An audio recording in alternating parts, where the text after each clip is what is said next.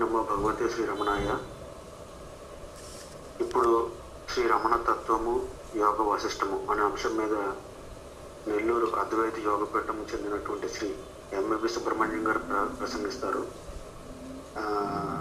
వారు సుమారు 7 గంటల వరకు ప్రసంగిస్తారు. ఎవరైనా కనుక భక్తుల సందేహాలు అట్లా ఉన్నట్లయితే కనుక చాట్ బాక్స్లోని చెప్పవలసిందిగా కోరుతున్నాము. మీ పేరు మీరు మాట్లాడవలసిందిగా అందులో ఎంటర్ చేయగలరు. చివరిన సుబ్రహ్మణ్యం గారు అందరికీ సమాధానాలు ఇస్తారు. అందరికీ నమస్కారం అండి. ఈరోజు అంటే మనం ఇంతకుముందు ఏదైతే మనం యోగ వాసిష్టం కొంతవరకు చెప్పుకొని ఆపి ఉన్నామో దాని యొక్క కంటిన్యూయేషన్ ఇప్పుడు మళ్ళీ నిర్వాణ ప్రకరణం దాని కంటిన్యూయేషన్ చెప్పుకుంటున్నాం మనం. శ్రీరాముడికి వశిష్ఠ మహర్షికి ఇద్దరి మధ్య జరుగుతున్నటువంటి సంవాదం. వశిష్ఠ మహర్షి శ్రీరామునికి చెప్తున్నారు దాని కంటిన్యూషన్. ఓ రామ, ఈ ఎదురుగా పంచేంద్రియములకు తారసపడుచున్న దృశ్య జగత్తును అన్యమైనదిగా భావించావా? అన్యమే అవుతుంది. ఇది, అది, నేను, నాది, మేము, మాది, వారు, వీరు మున్నగు భావనలు ఇతపూర్వం అనేక సార్లు మననం చేయటం చేత ఆ భావన దారిద్ర్యం చేత ఇదంతా ఆత్మస్వరూపుడగు ఈ జీవునకు నీకు వేరై ఉన్నదాని వలె భ్రమింపజేస్తోంది. భావన యొక్క గొప్పతనం ఎంతటిదంటే ఏ భావన దృఢంగా చేయబడుతుందో అది ఏ సత్యమై అనుభవం అవుతుంది. ఈ విషయాన్ని మనకి భగవాను ఉపదేశ సారంలో భావన బల అనేటువంటి ఆ శ్లోకంలో చెప్పి ఉన్నారు. భావన ఎంత బలంగా అయితే ఉంటుందో మనకి ఆ ఆలోచన సొలిడిఫై అయ్యి అంటే అది అనుభవానికి రావడానికి అవకాశం ఉంటుంది. జగత్తంతా కూడా అంతే. ఈ సృష్టి అంతా కూడా ఆ రకంగా భావనలో ఏర్పడిందే తప్ప అంటే ఆ ఆత్మతత్వానికి ఒకానొక సమయంలో తాను ఏర్పరచుకున్నటువంటి ఆ భావన కారణంగానే ఈ మొత్తం జగత్తుకు సంబంధించిన అనుభవాన్నంతా కూడా మానసికంగా అనుభవిస్తోంది. ఇవి జాగ్రత్తగా అర్థం చేసుకోవాలి. జగత్తు ఇక్కడ వశిష్ఠ మహర్షి నిరూపణ ఏమి చేయడానికి ప్రయత్నం చేస్తున్నారంటే అసలు జగత్తే ఏర్పడలేదు, సృష్టియే ఏర్పడలేదు. సృష్టియే ఏర్పడనప్పుడు ఇక ప్రత్యేకంగా నా అస్తిత్వం ఏమిటి? నా అస్తిత్వం నేను ఒక జీవుడను, నేను ఒక సంసారిని, లేదంటే నాకు కష్టాలున్నాయి, లేదంటే నాకు సుఖాలున్నాయి, నేను ఇక్కడ చేయవలసిన విద్యుక్త ధర్మాలు ఇలా ఉండాలి, అలా ఉండాలి, ఇవన్నీ కూడా సెకండరీ అయిపోయినాయి. ఇంకా అంటే అసలు మొట్టమొదట అస్తిత్వమే కూలిపోయింది. ఇక్కడ భౌతికపరమైనటువంటి అస్తిత్వమే కూలిపోయింది. అయితే ఇది వినడానికి చాలామంది ఒప్పుకోకపోవచ్చు. అంటే ఇప్పుడు మనమంటే రమణ మార్గంలో అనేక సంవత్సరాలుగా మహర్షి భగవాన్ చెప్పినటువంటి వాటిని మనకెంతో వాటిని అర్థం చేసుకోవడానికి ప్రయత్నం చేస్తున్నాము. ప్లస్ ఇలాంటివన్నీ కూడా మనకి ఎక్స్పీరియన్స్ ఉన్నాయి. భగవాన్ ఏ రకంగా అయితే చెప్పున్నారు అదేవిధంగా మనం ఈ రకమైనటువంటి గ్రంథాలు చదవడం వల్ల మనకి ఇవన్నీ కూడా తెలుసు. కానీ వీటి పట్ల ఏమాత్రం పరిచయం లేనటువంటి వాడు ఏం మాట్లాడతాడు? ఒకటే మాట్లాడతాడు, నా కంటికి ఎదురుగా ఇంత సృష్టి కనబడుతుంటే సృష్టి ఏర్పడలేదంటారు, సృష్టి అసలు ఒక ఇల్యూషన్ అంటారు, ఇదొక భ్రాంతి అంటారు, మిమ్మల్ని అందరినీ పిచ్చాసుపత్రిలో పడేయాలనేమో, మీ అందరికీ you people all need a very good psychiatrist అని ఇట్లాంటి కామెంట్స్ కూడా నేను వినున్నాను. నేను చిన్నతనం నుంచి నా నా 16వ ఏట ఆ టైంలో నేను రమణ సత్సంగం ఇక్కడికి వస్తుండేవాడిని. నా 16వ ఏటలో నెల్లూరులో అప్పుడు జానగ్రామ శర్మ గారు వాళ్ళందరూ గొప్పవాళ్ళు, వాళ్ళు కండక్ట్ చేస్తూ ఉండేవాళ్ళు. ఆ రకంగా ఉన్నటువంటి ఆ విషయాన్ని పూర్తిగా అంటే నాస్తికత్వము, లేదా నేను చాలా చాలా రేషనలిస్ట్గా ఆలోచిస్తాను, లేదా నేను పూర్తిగా సైన్స్ శాస్త్రీయంగా ఆలోచిస్తాను, నాకు ప్రతిదానికి శాస్త్రీయ నిరూపణ కావాలి, ఇలాంటి భావాలు ఉన్నవాడికి ఈ మాటలు చాలా విచిత్రంగా ఉంటాయి. కానీ అదే సైన్సు మీరు చాలా అంటే పార్టికల్ ఫిజిక్స్ చాలా డెప్త్గా వెళ్ళిపోతే, solid state physics, particle physics, quantum mechanics లాంటి చాలా హయ్యర్ నాలెడ్జ్ ఉన్నటువంటి ఫిజిక్స్, వెరీ డెప్త్ ఉన్నటువంటి ఆ ఫిజికల్ సైన్సెస్కి వెళ్తే అసలు ఇక్కడ ద్రవ్యానికి, పదార్థానికి అస్తిత్వమే లేదు అని ఈవెన్ క్వాంటమ్ మెకానిక్స్ కూడా అదే చెప్తుంది. ఇక్కడ ఉన్నదంతా కూడా శక్తిమయము, శక్తి కక్షలు, ఇక్కడ ఉన్నదంతా కూడా వేవ్ లెంగ్త్ ఉంది, తరంగ ధైర్యాలతో కూడిన శక్తి ఉందే తప్ప ఆ శక్తి ఇలా ఎందుకు కనపడుతోంది పదార్థంగా అంటే దానికి ఇంకా ఏం జవాబు లేదు. ఈవెన్ సైంటిస్టులు కూడా అక్కడ వాళ్ళు వాయిడ్ అయిపోతారు, వాళ్ళకి ఏమీ మాట రాదు, వాళ్ళకి ఇంకా కనుక్కోవాలని ఏదో చెప్తారు. కానీ మనకి శాస్త్రంలో అనాదిగా ఈ విషయం చెప్పబడుతూనే ఉంది, మనకి అనాదిగా. ఇవన్నీ కూడా జీవితంలో ఎదగడానికి, ఏదో సాధించడానికి పనికొచ్చేటువంటి అంటే ప్రోత్సాహకరంగా ఉండే మాటలు కాదు కదా ఇవంతా కూడా.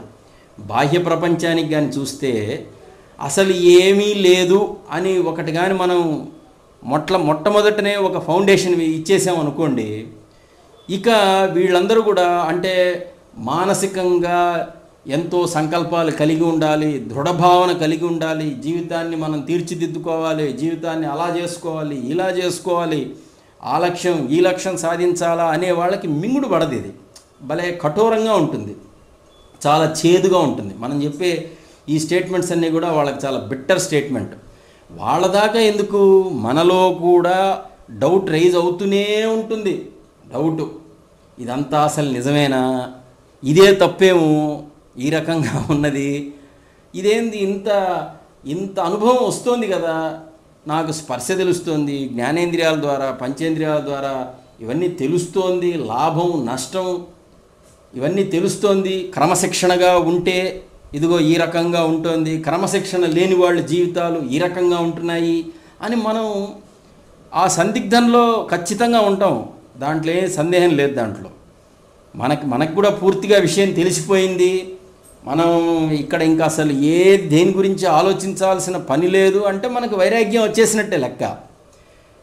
కానీ 24 గంటల్లో రోజులు అలా ఉంటున్నామా? అలా ఉండటం లేదు.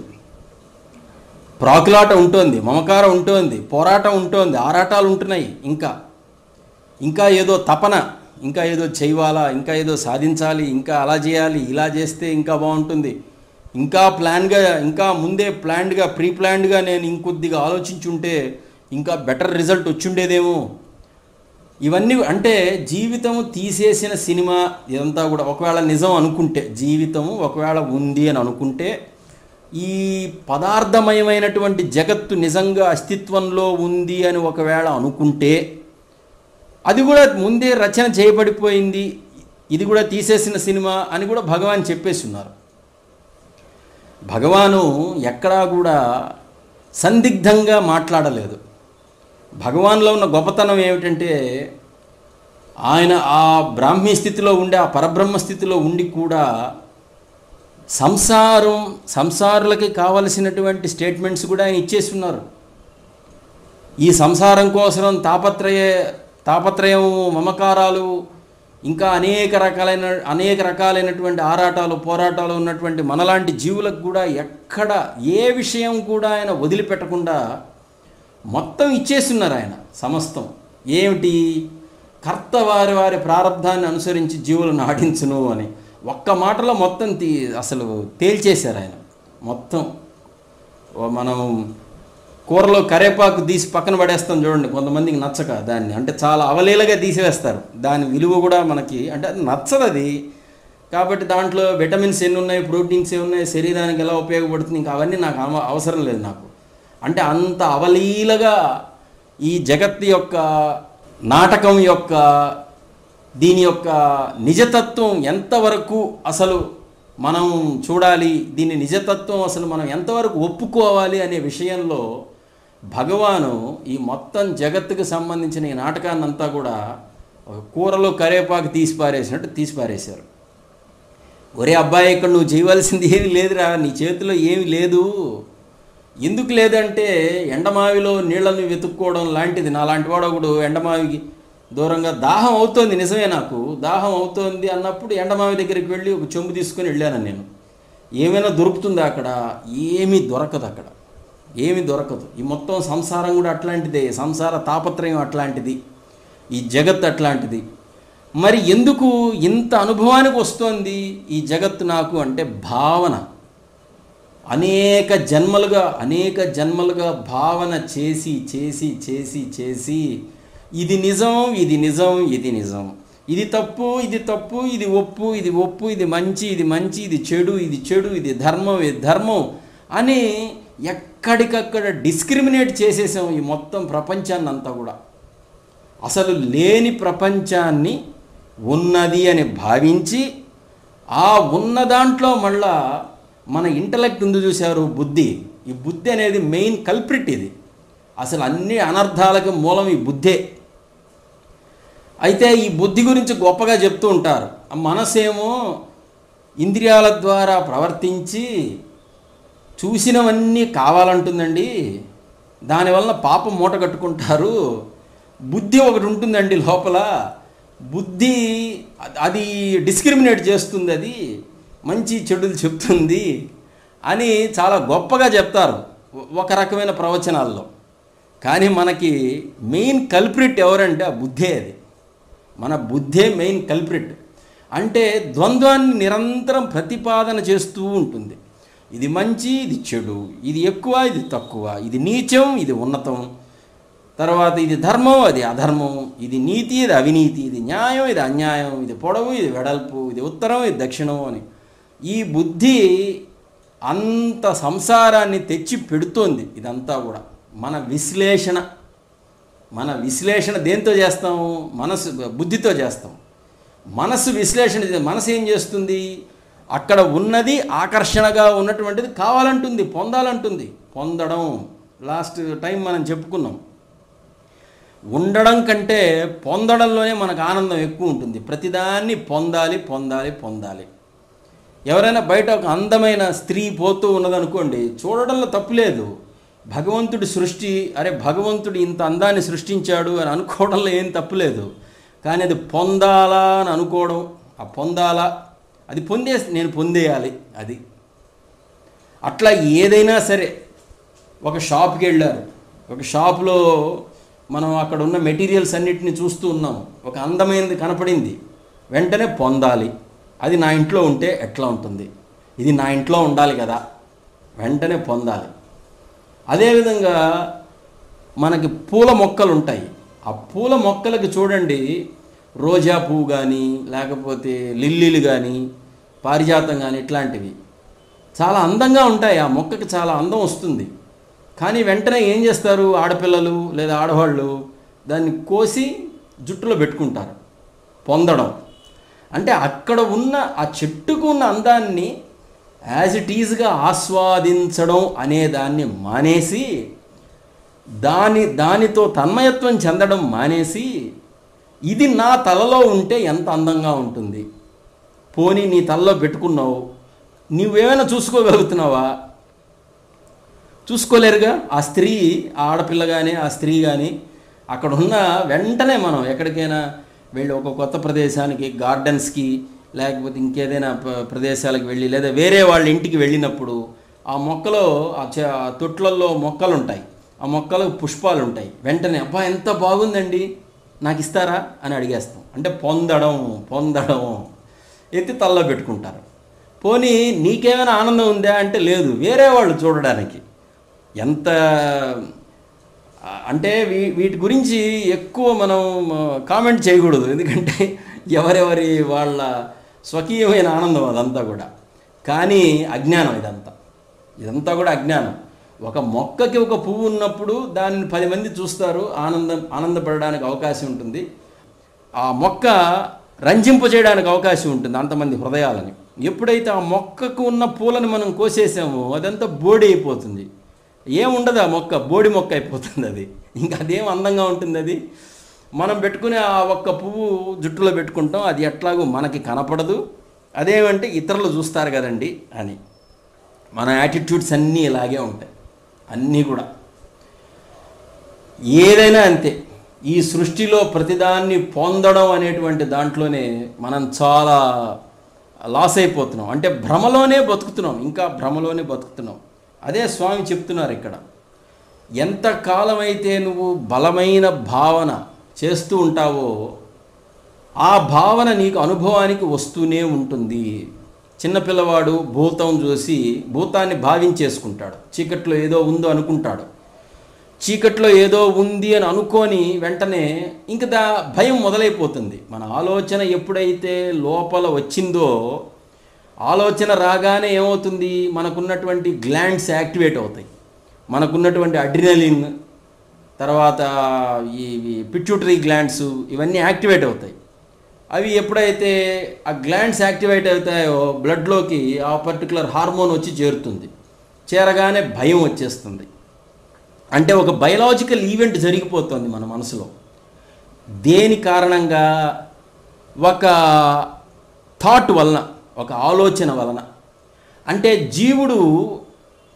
జీవుడిని మనం ఏ రకంగా డిఫైన్ చేయవచ్చు అంటే, living being is nothing but completely constructed in a psychobiological limitations.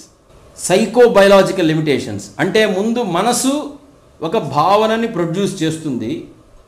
ఆ భావనకి కొన్ని గ్లాండ్స్ మనకి హార్మోన్స్ని ప్రొడ్యూస్ చేస్తాయి. దానికి సంబంధించినటువంటి భయము, కోపము, ఇవన్నీ మిగతావి మన మీద డామినేట్ చేస్తాయి. అంటే మనం ఒక సైకోబయలాజికల్ లిమిటేషన్స్లోకి వచ్చేసాం మనం. జీవుడంటే అంతే, అది జీవుడంటే దాంట్లో ఏం డౌటే లేదు దాంట్లో. అందుకే భావన చేయకండ్రా, ఉన్నదాన్ని ఉన్నట్టుగా చూడండిరా బాబు. ఎందుకు చూడాలి ఉన్నదాన్ని ఉన్నట్టుగా అంటే, ఇక్కడ ఏది నిజం కాదు కాబట్టి. ఇది మహర్షి చెప్పిన, వశిష్ఠుల వారు చెప్పిన ఇదే. కానీ తాదాత్మ్యం కారణంగా ఈ సృష్టిలో నేను ఏదో చేయవాలా, ఏదో సాధించాలి, ఏదో పొందాలి. ఈ ఏదో పొందాలా అనేటువంటి ఆలోచనే ఈ మనిషికి ఇంత సంసారాన్ని తెచ్చి పెడుతోంది. నిజానికి మానవుడికి ఉన్నంత సంసారం సృష్టిలో ఏ జీవికి లేదు, ఏ జీవికి కూడా లేదు. నేను పోతే ఇదంతా ఎట్లా అనే భావన ఒక్క వీడికే ఉంటుంది. ఎందుకంటే వీడు జీవించడు, వీడు ఉన్నది శాశ్వతంగా ఉండాలి అనుకుంటాడు. అదొక దురాశ దుఃఖానికి చేటు. మనం చిన్నప్పుడు చదువుకొని ఉంటాం ఈ సామెతలన్నీ. కానీ అప్పుడు ఏదో ఒక 1 మార్క్ ఒక బ్లాంక్, అది దురాశ డాష్ అని ఏదో ఇచ్చుంటాడు. దురాశ దుఃఖమునకు చేటు, అది రాసి మర్చిపోయినాం మనం. కానీ మనం ఈ సంసారంలో మన కోరికలన్నీ దురాశే. అత్యాశ అంటే అది వేరు, అంటే ఉన్నది చాలక. దురాశ అంటే చాలా చెడ్డ ఆశ, అంటే అసలు లేనిది కావాలంటున్నాం. అసలు లేనిది అంటే దేనికైతే అస్తిత్వం లేదో ఆ అస్తిత్వం లేని దాని పట్ల నేను ఆశ కలిగి ఉన్నాను. నేను శరీరము, దీనికి అస్తిత్వమే లేదు కానీ దీని పట్ల ఆశ. సంసారము, దానికి అస్తిత్వమే లేదు కానీ దాని పట్ల ఆశ. దురాశ ఇదంతా కూడా. అందుకే అత్యాశ దుఃఖమునకు చేటు చెప్పలేదు మన. దురాశ అంటే ఏదైతే ఉండకూడదో ఆ ఆశ కానీ ఉంటే అది దుఃఖాన్ని తెచ్చిపెడుతుంది. అంటే జగత్తు పట్ల, సంసారం పట్ల, అశాశ్వతమైన ఈ శరీరం పట్ల, ఇవన్నీ కూడా మనం చదువుకోవడానికి భలే చదువుకుంటాం. ఇవన్నీ నీటి బుడగల వంటివండి, ఒక జలాలలో తరంగం వంటిదండి. ఇవన్నీ కూడా కాసేపు ఉండి కనపడకుండా పోతాయి. ఇలాంటి వాటి కోసం, ఇలాంటి వాటి మీద మనం ఎప్పుడైతే మమకారం పడ్డామో, మనం అభిమానాన్ని పెంచుకున్నామో, అది మనకు దుఃఖాన్ని తెచ్చిపెడుతుంది. ఇది వినడానికి బాగుంటుంది, దీని మీద విశ్లేషణ చేయడానికి బాగుంటుంది, కానీ ఆచరణకు వచ్చేసరికి మాత్రం మాయ కమ్మేస్తుంది. నిజమనే తోస్తుంది. ఎందుకు నిజమని తోస్తోంది, భాషిస్తోంది అంటే దృఢమైన భావన కారణంగా. ఈ భావన ఈ 20 ఏళ్లలో చేసినది కాదు, ఈ 40 ఏళ్లలో చేసినది కాదు, ఈ 60 ఏళ్లలో చేసినది కాదు. అనేక జన్మలుగా ఇది నిజం నిజం నిజం నిజం నిజం నిజం అని భావన చేసేసి సృష్టిని ఆ రకంగా చూడడం మొదలు పెట్టేశాం. సృష్టిని ఆ రకంగా చూడడం మొదలు పెట్టిన తర్వాత ఇక సృష్టికి ఆవల ఉన్నటువంటి పరమ చైతన్యం మనం చూడలేము, అది కనపడదు ఇంకా. ఇది ఎట్లా అంటే, మనకి ఒక పజిల్ ఉంటుంది, ఈ పజిల్ అందరికీ తెలిసే ఉంటుంది. అన్ని పిచ్చి గీతల్లాగా ఉంటాయి మనకి. ఆ పిచ్చి గీతల్లో ఒక బొమ్మ ఉంటుంది, ఒక విఘ్నేశ్వరుడు, ఆంజనేయ స్వామి, లేకపోతే లక్ష్మీ వెంకటేశ్వర స్వామి, ఏదో ఒక బొమ్మ నిగూఢంగా ఉంటుంది దాంట్లో. కానీ మొదటిసారి చూసిన వాడికి, రెండోసారి చూసిన వాడికి, మూడోసారి చూసిన వాడికి అన్ని పిచ్చి గీతల్లాగే కనపడతాయి, గజిబిజిగా గందరగోళంగా. కానీ ఒక్కసారి మనసు ఆ లోపల ఉన్న ఆకారాన్ని గుర్తుపట్టిందా, ఇక వాడు ఎప్పుడు చూసినా కూడా ఆ పిచ్చి గీతల్ని ఆకారమే చూస్తాడు తప్ప ఇక వాడికి పిచ్చి గీతల గందరగోళం వాడికి భాషించదు, ఇంకా వాడికి కనపడదు. వాడికి అంటే మనసు దాన్ని గుర్తుపట్టేసింది, దాన్ని ఆ లోపల ఉన్న ఆంజనేయ స్వామి ఆకారము, లేకపోతే ఏదో ఒక ఆకారం, విష్ణుమూర్తి ఆకారము, వెంకటేశ్వర స్వామి ఆకారము, లేకపోతే ఇంకేదైనా ఒక కార్టూన్ బొమ్మను ఏదో ఉంటుంది దాంట్లో. అది ఒక్కసారి కానీ మనసు గుర్తు పట్టేసింది అంటే ఇక ఆ పిచ్చి గీతల నిర్మాణాన్ని మనసు ఇంకా చూడదు. ఈ జగత్తు కూడా అట్లాంటిది. ఈ జగత్తు ఆత్మగా మొత్తం ఉన్నప్పటికీ ఆత్మ ఏమి చేసిందంటే తనకు తానుగా ఒక ఊహ కల్పించుకొని జగత్తును చూడడం మొదలుపెట్టేసింది. జగత్తుని ఎప్పుడైతే చూడడం మొదలు పెట్టిందో ఇక తన స్వస్వరూపమైన నిరామయమైన నిరాకారమైన తత్వాన్ని అది చూడలేదు, ఇంకా అది ఇంకా చూడలేదు. ఎందుకని అంటే అది చూడడమే ప్రాక్టీస్ చేశాం కాబట్టి, అది చూడడమే ప్రాక్టీస్ చేశాం. ఇప్పుడు ఆ పిచ్చి గీతలు ఉన్నదాన్ని మనకి ఇచ్చినప్పుడు మనం ఏం చేస్తాం, దాన్ని బాగా తీక్షణంగా పదే పదే చూస్తూ ఉంటాం మనం. అంటే మనకి ఇచ్చేవాళ్ళు చెప్తారు దీంట్లో ఒక ఆకారం ఉంది మీరు కనుక్కోండి అని. మనసు ఆకారాన్ని వెతకడం మొదలు పెడుతుంది. వెతికి అంటే చేసిన పనే చేయడం, వెతకడం, చేసిన పనే చేయడం. మననం. మనసు అంటే అదే కదా అర్థం. మననము చేయు శక్తికే మనసు అని పేరు. మననము చేసే శక్తికి మనసు అని పేరు. నిజానికి మనసు అనేది ప్రత్యేకంగా ఏమీ లేదు. ఆ శక్తికే, ఆ శక్తి ఎలాంటి స్వభావం కలిగి ఉంది అంటే మననం చేసేటువంటి స్వభావం కలిగి ఉన్న ఆ శక్తికే మనసు అని పేరు. ఇప్పుడు మనసు పోవాలి అంటే ఏం చేయాలి? మననం చేయడం ఆపేయాలి. అంటే తలచిందే తలవడం, వెతికిందే వెతకడం, చేసిన భావనే చేయడం, దృఢమైన భావన, చేసిన భావనే చేస్తూ ఉన్న కారణంగా భావన దృఢపడిపోతుంది. భావన ఎప్పుడైతే దృఢపడిపోయిందో ఆటోమేటిక్గా అదే కనపడుతూ ఉంటుంది. ఇప్పుడు ఇందాక ఆ పిచ్చి గీతల నిర్మాణంలో మనం ఏదైతే ఆకారంని మనసు గుర్తుపట్టేసిందో ఇక ఆ గుర్తుపట్టిన తర్వాత ఇంకా ఎట్లా అయితే దానిని ఆ జిగ్జాగ్గా ఉన్న లైన్స్ని ఇంకా చూడదు మైండ్, ఆకారమే చూస్తుంది. అదేవిధంగా లేని జగత్తును ఎప్పుడైతే ఇక్కడ ఆత్మతత్వం అంటే ఆత్మకే ఆ మననము చేసేటువంటి శక్తి, దానికే మనస్సు అని పేరు. ఆత్మకే ఆ మననం చేసేటువంటి శక్తి కలిగి ఉండి అది తనలోనే జగత్తుని చూసేటువంటి ఆ తత్వాన్ని అది బహిర్పరుచుకుంది, అది వ్యక్తం చేసుకుంది. ఎప్పుడైతే జగత్తునది చూడడం మొదలుపెట్టిందో జగత్తుకి జగత్తు యొక్క అస్తిత్వాన్ని అనుభవాన్ని పొందేసింది. జగత్తు అస్తిత్వం పొంది నేను ఇరుక్కుపోయినాను అంటుంది. నన్ను రక్షించడానికి ఇంకెవరో కావాలి, దేవుడు కావాలి, మహానుభావుడు కావాలి. ఈ సంసారం అనే మహాసముద్రంలో నుంచి బయటపడడం సాధ్యమా? వాళ్ళకే అది చెల్లుబాటు కావట్లేదు, అది సాధ్యం కావటం లేదు. ఇప్పుడేదో మీరు వచ్చి ఒక గంట సేపు చెప్పినంత మాత్రాన ఇది అవుతుందా అండి అని అది ఏం చేస్తుంది? తిరుగుబాటు చేస్తుంది. అది చూడండి, అది ఎంత నాటకం ఆడుతోందో అసలు. అది ఇదంతా ఆడేది ఎవరు? ఈ నాటకం అంతా అంటే ఆత్మయే. ఆత్మ అంటే నేను అనే భావన. ఆత్మ అంటే సంస్కృత అర్థంలో స్వయం, తాను, నేను అనేటువంటిది. ఇంకా అక్కడ అసలు ఏమీ లేదు. అదేదో ఒక శక్తిగా ఉంటుంది, కాంతిగా ఉంటుంది, కోటి సూర్యుళ్ళ కాంతిపుంజం అది అని అవన్నీ ఊరికే వర్ణన చేశారు. అట్లా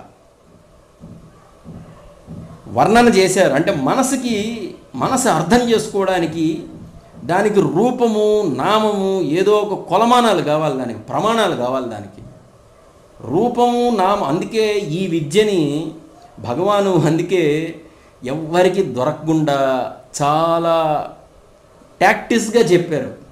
ఆయన దగ్గరకు వచ్చి ఎవరు అడిగినా కూడా సుదీర్ఘమైన చర్చలు చేయలేదు భగవాన్. ఆత్మ గురించి గంటలు లెక్చర్లు చేయలేదు. నేను గురించి చెవుల్లోంచి రక్తం వచ్చేటట్టుగా ఎవరికి ఉపన్యాసాలు ఇవ్వలేదు, ఏమీ చేయలేదు. కేవలం మౌనం. ఆయన దగ్గర ఎవరు ఏ ప్రశ్న వేసినా, ఏ సందేహాన్ని వెలిబుచ్చినా, డౌట్ని వెలిబుచ్చినా ఆయన దానికి ఎంతవరకు చెప్పడానికి ఒక లిమిటెడ్ వర్షన్లో ఎంతవరకు దాన్ని చెప్పవచ్చో అంతవరకు చెప్పి మిగతాదంతా ఏం చేశారంటే, ఈ సందేహం లేదంటే ఈ డౌట్, నీకు ఈ ప్రశ్న ఎవరికి పుడుతోందో చూడు అన్నారు. ఎవరికి పుడుతోందో చూడు అని. అందుకే జ్ఞానం గురించి ఎక్కువ చర్చలు నిజానికి అది మన స్వస్థితికి దూరం చేసేస్తాయి. అందుకే దీనికి శ్రవణం, మననం, నిధిధ్యాస. శ్రవణం వినమన్నారు, వినిన దాన్ని మననం చేసుకోమన్నారు, మననం చేసుకున్న దాని మీద ఉండమన్నారు, నిరంతరం దాని మీద ధ్యాస కలిగి ఉండమన్నారు. ఆ ధ్యాస కలిగి ఉండడమే భగవాన్ ఏం చేశారు? ఇంత శాస్త్ర పాండిత్యాన్ని, శాస్త్రార్థాలని మళ్ళా దీంట్లో అర్థాలు వెతుక్కోవడానికి ఏదో శబ్ద నిఘంటువులు లేదా ఇంకేదో శబ్దార్థ కోశములు ఇట్లాంటి పుస్తకాలు వెతుక్కునే పని మనకి పెట్టకుండా లోపల నేను నేను నేను అనే ఒక భావన ఉంటుందిరా నాయన ప్రతి వాళ్ళకి. అసలు ముందు ఆ నేను నేను అనే దాని వెంబడి ప్రయాణం చేయండి. ఆ నేను నేను నేను అని వెంబడి ప్రయాణం చేస్తే, దాన్ని మీరు అనుసరిస్తుంటే అది మూలానికి తీసుకువెళ్తుంది. ఆ మూలానికి తీసుకువెళ్ళినప్పుడు అక్కడ ఉండండి. అంతవరకే ఒక సాధకుడుగా, ఒక ముముక్షువుగా మనం చేయగలిగింది ఏమిటి అంటే, ఆ నేను యొక్క మూలానికి వెళ్ళి కేవలం అక్కడ ఉంటూ ఉండడమే, అంతే. ఇక్కడ అసలు ఏం లేదు ఇక్కడ సాధన. దీనికి ఏవో మా వల్ల కావటం లేదండి అంటుంటారు. అసలు ఎందుకు కాదు? ఏ భావన అంటే ఇతర భావనలు ఏవి లేకుండా ఆ నేననే భావనని పట్టుకొని ఉండండి ఉండండి ఉండండి అని భగవాను ఆయన ఉన్నంతకాలం శరీరంగా అన్ని సంవత్సరాలు ఆయన అదే చెప్పారు. ఆయన ఇప్పుడు పుస్తకాల రూపంలో, ఆయన సంభాషణల రూపంలో మళ్ళీ మనం అదే చదువుకుంటున్నాం. దాంట్లో కష్టం ఏముంది? దాంట్లో ఎందుకు కష్టం అనిపిస్తోందంటే, ఆ నేను పైన ధ్యాస ఎందుకు కుదరటం లేదంటే, నాకు జగత్తు నిజం అనే ఒక వెనక బ్యాక్గ్రౌండ్ థాట్ నాకు రన్ అవుతుంది. ఈ జగత్తు నిజం, ఈ సంసారం నిజం, ఇక్కడ లాభ నష్టాలు నిజం, నా కొడుకు నిజం, నా మనవడు నిజం, నా కొడుకు ఉన్నతి నిజం, నా కూతురు జీవితం నిజం, నా అస్తిత్వం నిజం, నా వంశము, నా పేరు ప్రతిష్టలు, నా గౌరవాలు, నా కులగోత్రాలు ఇవన్నీ నిజమండి, వీటికి అపాయం కలిగితే ఎట్లండి అనేటువంటి భావన వెనక బాగా బ్యాక్గ్రౌండ్ స్క్రోల్లో నిరంతరం నడుస్తుంది. అదే డామినేట్ చేస్తుంది. అందువల్ల నేను మీద ధ్యాస నిలవట్లేదు. చివరికి లోపల మనసు ఎట్లా తయారై కూర్చుందంటే, ఈ రకంగా కూర్చోవడమేనా సాధన, ఇంతేనా, ఇట్లా కూర్చో ఉంటే ఏమొస్తుందో, కనీసం ఏదైనా స్తోత్రం చదువుకుంటే కాస్త కనీసం ఏదో పుణ్యమన్నా వస్తుంది కదా, భజన చేస్తే కనీసం ఏదో ఆనందం వస్తుంది, ప్రదక్షిణాలు చేసుకుంటే ఇంకేదో పుణ్యం వస్తుంది అని మనసు ఎప్పుడు ఎస్కేప్ కావడానికి ప్రయత్నం చేస్తూ ఉంటుంది. ఎందుకు ఎస్కేప్ అవుతుందంటే, మనకి అనాదిగా అలాంటి ఫీడింగే జరిగింది కాబట్టి. మనకి అనాదిగా ఎన్నో జన్మలుగా అలాంటి ఫీడింగే జరిగింది. దేవుడు ఎక్కడో ఉన్నాడు, ఎక్కడో ఏవో లోకాలు ఉన్నాయి, విష్ణుమూర్తి వైకుంఠంలోనే ఉంటారు, ఆయన ఈశ్వరుడు కైలాసంలోనే ఉంటాడు, శివుడు. వాళ్ళని మనం చేరుకోవాలి. వాళ్ళని చేరుకోవాలి అంటే ఇదిగో ఈ రకమైన జీవన విధానం మనకి కావాలి, ఇవి చెయ్యవాలి. ఉదయం లేచినప్పటి నుంచి మనకు చూడండి, కావాలంటే జీవితంలో ఉదయం లేచినప్పటి నుంచి రాత్రి పడుకునే వరకు భక్తి పేరుతో కూడా మనం అశాంతిగానే ఉంటున్నాం, ఆచారాల పేరుతో కూడా అశాంతిగానే ఉంటున్నాం. ఈరోజు అది చేయలేకపోయినానండి అని ఒక దిగులు, రోజు ఏదో ఒక ఆచారాన్ని వాడు సాగిస్తూ ఉంటాడు. ఏదో ఇంట్లో ఇబ్బందో, లేకపోతే ఆఫీసులో అత్యవసరమైన కేసులు ఏవో పెండింగ్ ఉన్నటువంటి ఫైల్స్ చూడాలని ఎక్స్ట్రా డ్యూటీ పడడమో, లేకపోతే ఇంకెక్కడికో ఇన్స్పెక్షన్కి పోవడం ఏదో వచ్చి పడుతుంది. అదంతా కర్మ కదా, మన ద్వారా జరగాల్సి ఉంటేనేగా మనల్ని మన పై ఆఫీసర్ ఇంకొక దగ్గరికి పొమ్మంటాడు. మనకి అక్కడ రుణాలు ఉన్నాయి, ఆ రుణాలు కూడా తీర్చుకోవాలి. ఆ పూట భోజనం అక్కడ తినాలి, ఆ పూట అక్కడ గాలి నీరు తాగాలి, పీల్చాలి. అట్లా రుణము, అట్లా కర్మ లేకపోతే శరీరం కదలదు కదా అసలు. కానీ మనం ఏం చేస్తామంటే, రోజు చేయవలసింది ఈరోజు చేయలేదండి, నాకు ఒక దరిద్రం పట్టుకున్నట్టు పట్టుకుంది ఈ ఉద్యోగం, ఇది ఎప్పుడు వదులుతుందో కానీ అసలు నేను నిరంతరం భగవాన్ సేవలో ఉంటాను అంటాడు. కానీ అబద్ధం అది, అది నిజంగా అబద్ధం. అది ఉద్యోగం అడ్డం అనుకుంటున్నాడు భగవాన్, లోపల భగవాన్ చెప్పినట్టుగా ఉండడానికి. ఉద్యోగం అడ్డం కాదు, సంసారం అడ్డం కాదు, భార్య అడ్డం కాదు, ఎవరు అడ్డం కాదు.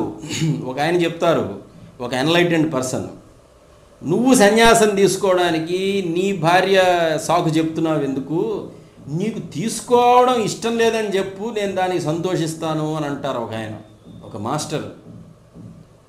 మాస్టర్ ఆ రకంగా అంటాడు. గౌతమ బుద్ధుడు ఆయన భార్య ఆయనకు అడ్డం వచ్చిందా? గౌతమ బుద్ధుడికి, రమణ మహర్షికి ఆయన తల్లి కానీ తండ్రి, ఆయన వాళ్ళ అన్నగారు కానీ, లేకపోతే ఆయన కుటుంబ పరిస్థితులు కానీ ఆయనకు అడ్డం వచ్చాయా? సరే, రామ్ సూరత్ కుమార్ గారు ఉన్నారు, ఆయనకి ఆల్రెడీ అప్పటికే మ్యారేజ్ అయింది, భార్య ఉన్నారు, పిల్లలు ఉన్నారు, ఆయన స్కూల్ టీచర్గా వర్క్ చేస్తూ ఉండేవారు అనుకుంటా ఆయన. అవన్నీ ఆయన అడ్డం వచ్చాయా? ఆయనకి ఏం అడ్డం రాలేదు. ఆయనకి నాకు ఏం కావాలా అనేది క్లారిటీ ఉంది పూర్తిగా. అదేవిధంగా కేరళలో ఉన్నటువంటి ఆనందాశ్రమం ఆయన పాప రామదాస్ గారు, వాళ్ళ తండ్రి గారి నుంచే ఆయన రామనామం ఉపదేశం పొందుతారు, ఆ రామనామం చేసుకుంటూ ఉంటారు ఆయన. వారు కూడా అరుణాచలం కొండపైన తపస్సు చేసుకున్నారు, ఆ జపంలో మునిగిపోయినారు ఆయన. అక్కడే ఆయనకి ఆ పరబ్రహ్మ స్థితి కలుగుతుంది, అనుభవానికి వస్తుంది. మనకి పైన విరూపాక్ష గుహ నుంచి క్రిందికి వస్తుంటే రామదాస్ గారి ఆశ్రమం కూడా ఉంటుంది, మనందరికీ పరిచయం అది కూడా. వీళ్ళెవ్వరికీ ఏమీ అడ్డం రానిది, అడ్డం కానిది మనకెట్లా వచ్చింది? నిసర్గదత్త మహారాజు ఉన్నారు, ఆయన వాళ్ళ గురువు గారిని కలుస్తారు, ఆయన సిద్ధరామేశ్వర మహారాజ్ అని. ఆయన, ఈ కనపడుతున్న శరీరం నువ్వు కాదు, నువ్వు వేరే ఉన్నావు, నువ్వు ఆ వేరే ఎవరనేది నువ్వు కనుక్కో అని ఒక ఉపదేశం చేస్తారు సిద్ధరామేశ్వర మహారాజ్. ఇక నిసర్గదత్త మహారాజ్ అదే పనిగా ఆ లోపల ఉన్న ద సెన్స్ ఆఫ్ ఐయామ్ ఆయన చెప్తారు క్లియర్గా. ది సెన్స్ ఆఫ్ ఐయామ్ అంటే నేను ఉన్నాను అనేటువంటి ఆ స్ఫురణ ఏదైతే ఉందో దాని మీదనే నేను నా మనసుని లగ్నం చేయడం మొదలుపెట్టాను.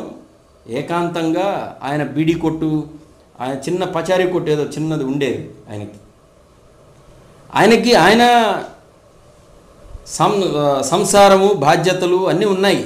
ఆయన చెప్తారు, నేను ఒక కామన్ మ్యాన్, నాకు కూడా అందరికి ఉండాల్సిన ఎమోషన్స్, భయాలు, తాపత్రయాలు, మమకారాలు అన్నీ ఉన్నాయి.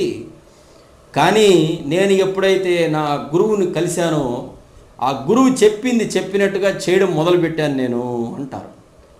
దానికి కూడా చెప్తారు ఆయన, ఎందుకు చేయడం మొదలుపెట్టాను నేను అంటే I have that very staunch believe in my Guru. I have trusted my Guru without any my intellectual analysis. అంటే ఇంక నేను నా గురువుని నాకున్నటువంటి కండిషన్డ్ మైండ్తో నేను విశ్లేషణ చేయకుండా నా గురువు చెప్పినట్టుగా నేను చేయడం మొదలుపెట్టాను. It took nearly 3 years to realise మై ఓన్ సెల్ఫ్ అని ఆయనే చెప్తారు. నాకు 3 సంవత్సరాలు పట్టింది నా అసలైన స్వస్వరూప స్థితి నాకు అనుభవానికి రావడానికి. ఈ లోపల నా గురువు గారు శరీరం వదిలేస్తారు. అయినా ఇట్ మేడ్ నో డిఫరెన్స్. నాకేమి తేడా, ఆయన శరీరం వదిలేసినా కూడా నాకేమి తేడా అనిపించలేదు నాకు అని. ఎంత దాన్ని ఎట్లా చెప్తాం మనం, గుండె మీద చెయ్యి వేసుకొని చెప్తామని అంటారు చూసారా మనం, 1000 ఏనుగుల బలంతో. అంత కాన్ఫిడెంట్గా ఆయన ఎందుకు చెప్పగలిగారు అంటే గురువుగారు చెప్పింది చేశారు కాబట్టి. ఇంకక్కడ వేరే అనాలిసిస్ లేదు. ఇంకా మేము సంసారులం కదండి, మేము ఇది చేసుకోవాలి కదండి, సంసారాన్ని వదిలేయమని చెప్పారా అండి ఎవరైనా? అసలు ఇట్లాంటి అనాలిసిస్లు ఇట్లాంటివి ఏమీ లేవు. అందుకే మనకు మొదటనే క్లారిటీ కావాలి. అసలు నాకు ఏం కావాలి, నాకు ఏం కావాలి, నాకు ఏది అడ్డుపడుతోంది, నాకేమి కావాలి, నాకు ఏమి అడ్డుపడుతోంది. దానికే శ్రీ రమణ పరవిద్యోపనిషత్తులో స్వామి చెప్తున్నారు, బోధస్వతో అన్యస్య వినా స్వబోధమబోధ ఏవేతి గురుబ్రవీతి స్వస్మిన్న బుద్ధే సతి వేత్తి యద్యత్ తత్తద్విజానాత్య యథావదేవ. ఇది భగవాన్ చెప్పినటువంటి ఉపనిషత్తు. ఇదంతా కూడా ఆత్మను తెలుసుకొనకుండా ఆత్మ కంటే వేరైన దానిని తెలుసుకొనుట అజ్ఞానమే అని గురువు చెప్పుచున్నారు. ఆత్మజ్ఞానము లేకుండా తెలుసుకున్నదంతయు సత్య విరుద్ధమే. ఇది సాక్షాత్తు స్వామి చెప్పినటువంటి ఇవన్నీ కూడా.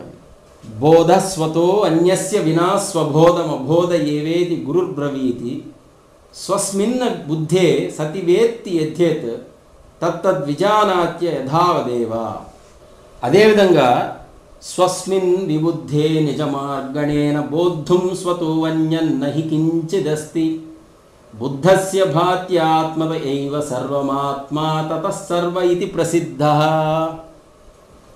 ఆత్మాన్వేషణచే ఆత్మను తెలుసుకున్న తరువాత ఇక ఆత్మ కంటే వేరుగా తెలుసుకొనవలసినది ఏదియూ ఉండదు. జ్ఞానికి సర్వము ఆత్మగానే భాషించును. అందువలన ఆత్మయే సమస్తము అని విషయము ప్రసిద్ధమైనది. ఇప్పుడు ఇక్కడ మనం దీంట్లో ఫస్ట్ స్టేట్మెంటే తీసుకోవాలి. జ్ఞాని విషయం మనకు అవసరం లేదు. ఎందుకంటే అసలు మనకి ఆ రకమైన అనుభవ స్థితి కలిగిన తర్వాత మనకి ఇంకా భయాలు లేవు, చేయవలసిన పనులు లేవు, చేరుకోవలసిన లక్ష్యాలు లేవు, పొందవలసింది లేదు, కోల్పోతామనే భయం ఏమీ లేవు అక్కడ. ఇక్కడ ఏం చెప్తున్నారు, ఆత్మాన్వేషణచే ఆత్మను తెలుసుకున్న తర్వాత ఇక ఆత్మ కంటే వేరుగా తెలుసుకోవలసినది ఏదియూ ఉండదు. అయితే మనకి ఇది కేవలం మాటల వరకే కాకుండా దీనిని మనం ఇంప్లిమెంట్ చేసుకోవాలి. నిరంతరం ఆ స్ఫురణ ఏదైతే ఉందో ఆ స్ఫురణను ఏకాంతంగా కూర్చొని దాన్ని గమనించుకుంటూ ఉండడమే. ఈ మధ్య ఒకరు ఫోన్ చేశారు, సార్ అంటే నేను 1.5 year బ్యాక్ ఎక్కడో కలిసినప్పుడు వాళ్ళు అడిగితే చెప్పాను, ఏం చేయాలండి రమణ మార్గంలో సాధన ఏం చేయాలి అంటే, ఏమీ లేదండి, ఇక్కడ ముందు మీకున్న ఇన్హిబిషన్స్ మీకున్న కండిషన్స్ అన్నీ పక్కన పెట్టండి. ఎందుకు పక్కన పెట్టవాలి అంటే దానికి ఇదిగో ఇలాంటి శాస్త్రం ప్రమాణంగా తీసుకోవాలి. ఏమిటి? మనకి ఇక్కడ కనపడుతున్నదంతా కూడా ఏది నిజం కాదు రామా. ఏ భావన అయితే నువ్వు ఇది నిజం నిజం నిజం నిజం నిజం అని నమ్మి నమ్మి నమ్మి ఉన్నావో ఇంతకాలం అదే నీకు నిజంగా అనుభవం అవుతోంది తప్ప ఇది నిజం కాదు. ఇలా అందుకోసరంగా మనం ఈ శాస్త్రం ఇది ఎందుకు తీసుకోవాలి, ఎందుకు దీని గురించి చదువుకోవాలి అంటే దానికోసం. ఇక్కడ ఇంకా మన సొంత విశ్లేషణ అవసరం లేదు. ఇక్కడ సొంత విశ్లేషణ అవసరమే లేదు. వశిష్ఠ మహర్షి సాక్షాత్తు శ్రీరాముడికి చెప్తున్నటువంటి విషయం ఇది. పోనీ ఇది ఎప్పుడుదో పురాణ కాలం అండి, ఏం అది అంత స్టాండర్డ్ ఏమో మనకి ఏం తెలుసు, ఎవరో రాసి ఉండొచ్చు కదా అని అనుకోవచ్చు. కానీ భగవాన్ చెప్పింది కూడా అదే కదా. భగవాన్ చెప్పినది కూడా అదేగా. పరమేశ్వరుడు సకల భారాలను భరిస్తున్నాడు. నువ్వు నీ యొక్క సంసార భారాలన్నీ భరిస్తున్నావు అని అనుకుంటున్నావు. ఇది ఎట్లా ఉంటుందంటే ఒక గోపురం యొక్క బరువును ఆ గోపురంలో ఉన్నటువంటి ఒక విగ్రహం అదే తానుగా మోస్తున్నట్టుగా కంటికి కనపడుతుందే తప్ప నిజానికి ఆ గోపురం అనేటువంటిది ఆ కింద ఫౌండేషన్ ఏదైతే ఉందో ఆ ఫౌండేషన్ ఆ భూమి మీద, భూమి లోపల నుంచి వచ్చిన ఫౌండేషన్ మీద అది ఆధారపడి ఉంటుంది. అది కానీ ఆ శిల్పం అలా చెక్కడం వలన ఆ గోపురాన్ని అది మోస్తున్నట్టుగా కనపడుతుంది. అలాగే ప్రతివారు తానే కర్త అని అనుకుంటారు వారి జీవితానికి, వారి సంసారానికి. పరమేశ్వరుడు సకల భారాలను భరిస్తున్నాడు నాయన. కాబట్టి నువ్వు ప్రశాంతంగా ఉండు, ఆ పరమేశ్వరుడికి శరణాగతి చెంది ఉండు అని భగవాన్ చెప్పి ఉన్నారు, మనందరికీ తెలుసు. ఇప్పుడు నిసర్గదత్త మహారాజు ఆయన గురువు చెప్పింది చెప్పినట్టుగా ఆయన యాక్సెప్ట్ చేసేసారు. ఇంకా ఆయన సొంత తెలివితేటలు పెట్టలేదు అక్కడ. నిసర్గదత్త మహారాజే కాదండోయ్, భగవాన్ దగ్గరికి వచ్చిన వాళ్ళందరూ కూడా భగవాన్ చెప్పింది చెప్పినట్టుగా చేశారు. వాళ్ళందరూ ఎందుకు వాళ్ళకి ఆ స్థితి కలిగింది అంటే వాళ్ళు ఆ రకంగా చేశారు. ఇందాక ఒకళ్ళు ఫోన్ చేసి అడిగారు కదా, అదే చెప్పబోతున్నాం మనం. 1.5 సంవత్సరం క్రిందట ఎక్కడో భగవాన్ మార్గంలో ఏమిటి అంటే అక్కడి నుంచి వచ్చింది ఇదంతా, ఈ ఎక్స్ప్లెనేషన్. భగవాన్ సంసారానికి సంబంధించిందంతా చెప్పారు. కాబట్టి నాయన నువ్వు నీ కండిషన్స్, నీ ఇన్హిబిషన్స్ అన్నీ పక్కన పడేసి నీ లోపల నేననే భావన అసలు ఎక్కడ పుడుతోంది దాన్ని గమనిస్తూ ఉండమన్నారు భగవాను. కాబట్టి నేను ప్రత్యేకంగా చెప్పేది ఏమి లేదు. భగవాను ఒక క్యాప్సూల్. ఆయన మన సంసారం అనే ఒక రోగానికి ఆయన ఒక యాంటీబయాటిక్ మందు లాంటి వారు ఆయన. నేను కేవలం ప్రిస్క్రైబ్ చేసేవాడిని, నేను అంతే. నేను వృత్తిరీత్యా కూడా నేను డాక్టర్ని, రోగాలకు మందు ఇచ్చే ఆ వృత్తి నాకు తగులుకో ఉంది ఈ జన్మకి. కాబట్టి ఇప్పుడు ఎవరైనా సంసారంలో, జీవితంలో మేము ఏమి చేయవాలండి, మాకు ఏమి మీరు ఉపదేశిస్తారు అంటే నేను కొత్తగా తయారు చేసి ఇచ్చేది ఏం లేదు. ఇప్పుడు నేను నా మెడికల్ ప్రాక్టీస్లో మందుల్ని ఎలా అయితే నేను తయారు చేసి జనానికి ఇవ్వట్లేదు, ఆల్రెడీ తయారు చేయబడిన మందులు ఉన్నాయి. చేసిన మందులు అనేక మంది అనేక రకాలుగా రీసెర్చ్ చేసి వాటి యొక్క లక్షణాలు, ఈ మందు దీనికి, ఈ మందు దీనికి, ఈ మందు దీనికి అని వాళ్ళు చెప్పారు. అది మనం చదువుకొని ఇస్తున్నాం అంతే. భగవాన్ విషయంలో కూడా అంతే. భగవాన్ విషయంలో కూడా I can only prescribe Ramana as a medicine for this disease of సంసార. ఈ సంసారం అనే భవ రోగానికి మందు భగవాన్ అండి. అంతకు మించి ఆల్టర్నేట్ ఇంకా వేరే లేదు జగత్తులో. అది మాత్రం నేను ఖచ్చితంగా చెప్తాను. ఇక మీరు ఏ మందు జోలికి వెళ్ళినా మళ్ళా అదిగో అక్కడ ఆ లోకం ఉంది, ఇక్కడ ఈ లోకం ఉంది, నువ్వు ఖచ్చితంగా వెనక్కి తిరిగి వస్తావు, నువ్వు చేసిన తప్పుకి పాపం అనుభవించాల్సిందే, తెలిసి చేసిన దానికి అనుభవించాలా, తెలియని చేసిన దానికి అనుభవించాలా, ఈ రకమైన చట్టంలో ఇరుక్కుపోతాం తప్ప. అంటే ఉన్న రోగం, ఉన్న సంసారం ఇంకా పెరిగిపోతుంది మనకి.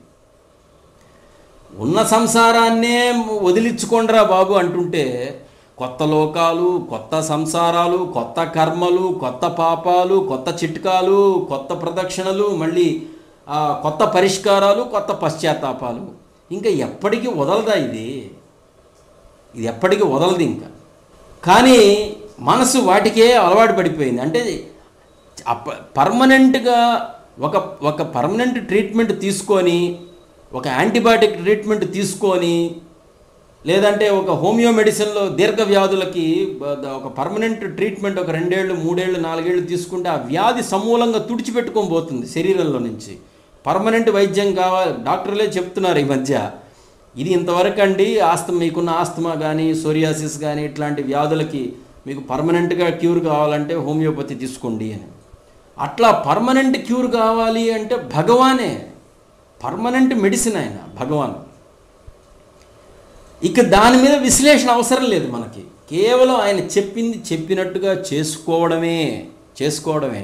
ఇక్కడ రాముడు కూడా ఎందుకు ఆయన అంత శాంతి పొందారు అంటే వశిష్ఠ మహర్షి చెప్పినది చెప్పినట్టుగా ఆయన స్వీకరించారు. ఆయన స్వీకరించి శాంతి పొందారు.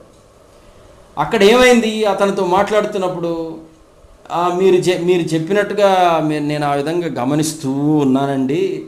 1.5 year అయింది నాకు. మొన్న 15-20 రోజుల క్రిందట చేశారు ఆయన. 1.5 year అయింది. నాకు అంటే నాకేం తేడా అనిపించట్లేదండి నాకు అని అంటాడు. చూసారా, అంటే మనకి ఇది ఎట్లా ఉందంటే ఆత్మస్థితి, ఆత్మానుభూతి అనేటువంటి ఆ అనుభవం నాకు కొలమానంగా నాకు తెలియవాలా అని అనుకుంటున్నాం మనం. అదొక కండిషన్, అదే పెద్ద అడ్డమై కూర్చుంది ఇక్కడ మనకి. అది చేస్తూ ఉండడమే అంతే. దానికి ఓపిక కావాలి, దానికి ఓపిక కావాలా, నిరీక్షణ కావాలా దానికి. You must wait. అది యు మస్ట్ వెయిట్ అంటే వేరుగా అర్థం చేసుకోకండి, ఇంక్లూడింగ్ మై సెల్ఫ్. మనం వెయిట్ చేయాలి అంతే. అది దాన్ని అలాగే, ఎందుకంటే భగవాన్ చెప్పారు, అది ఎప్పుడు వస్తుందో నాకు అనవసరం. నాకు ఆయన చెప్పింది చెప్పినట్టుగా చేయడమే నాకున్న డ్యూటీ.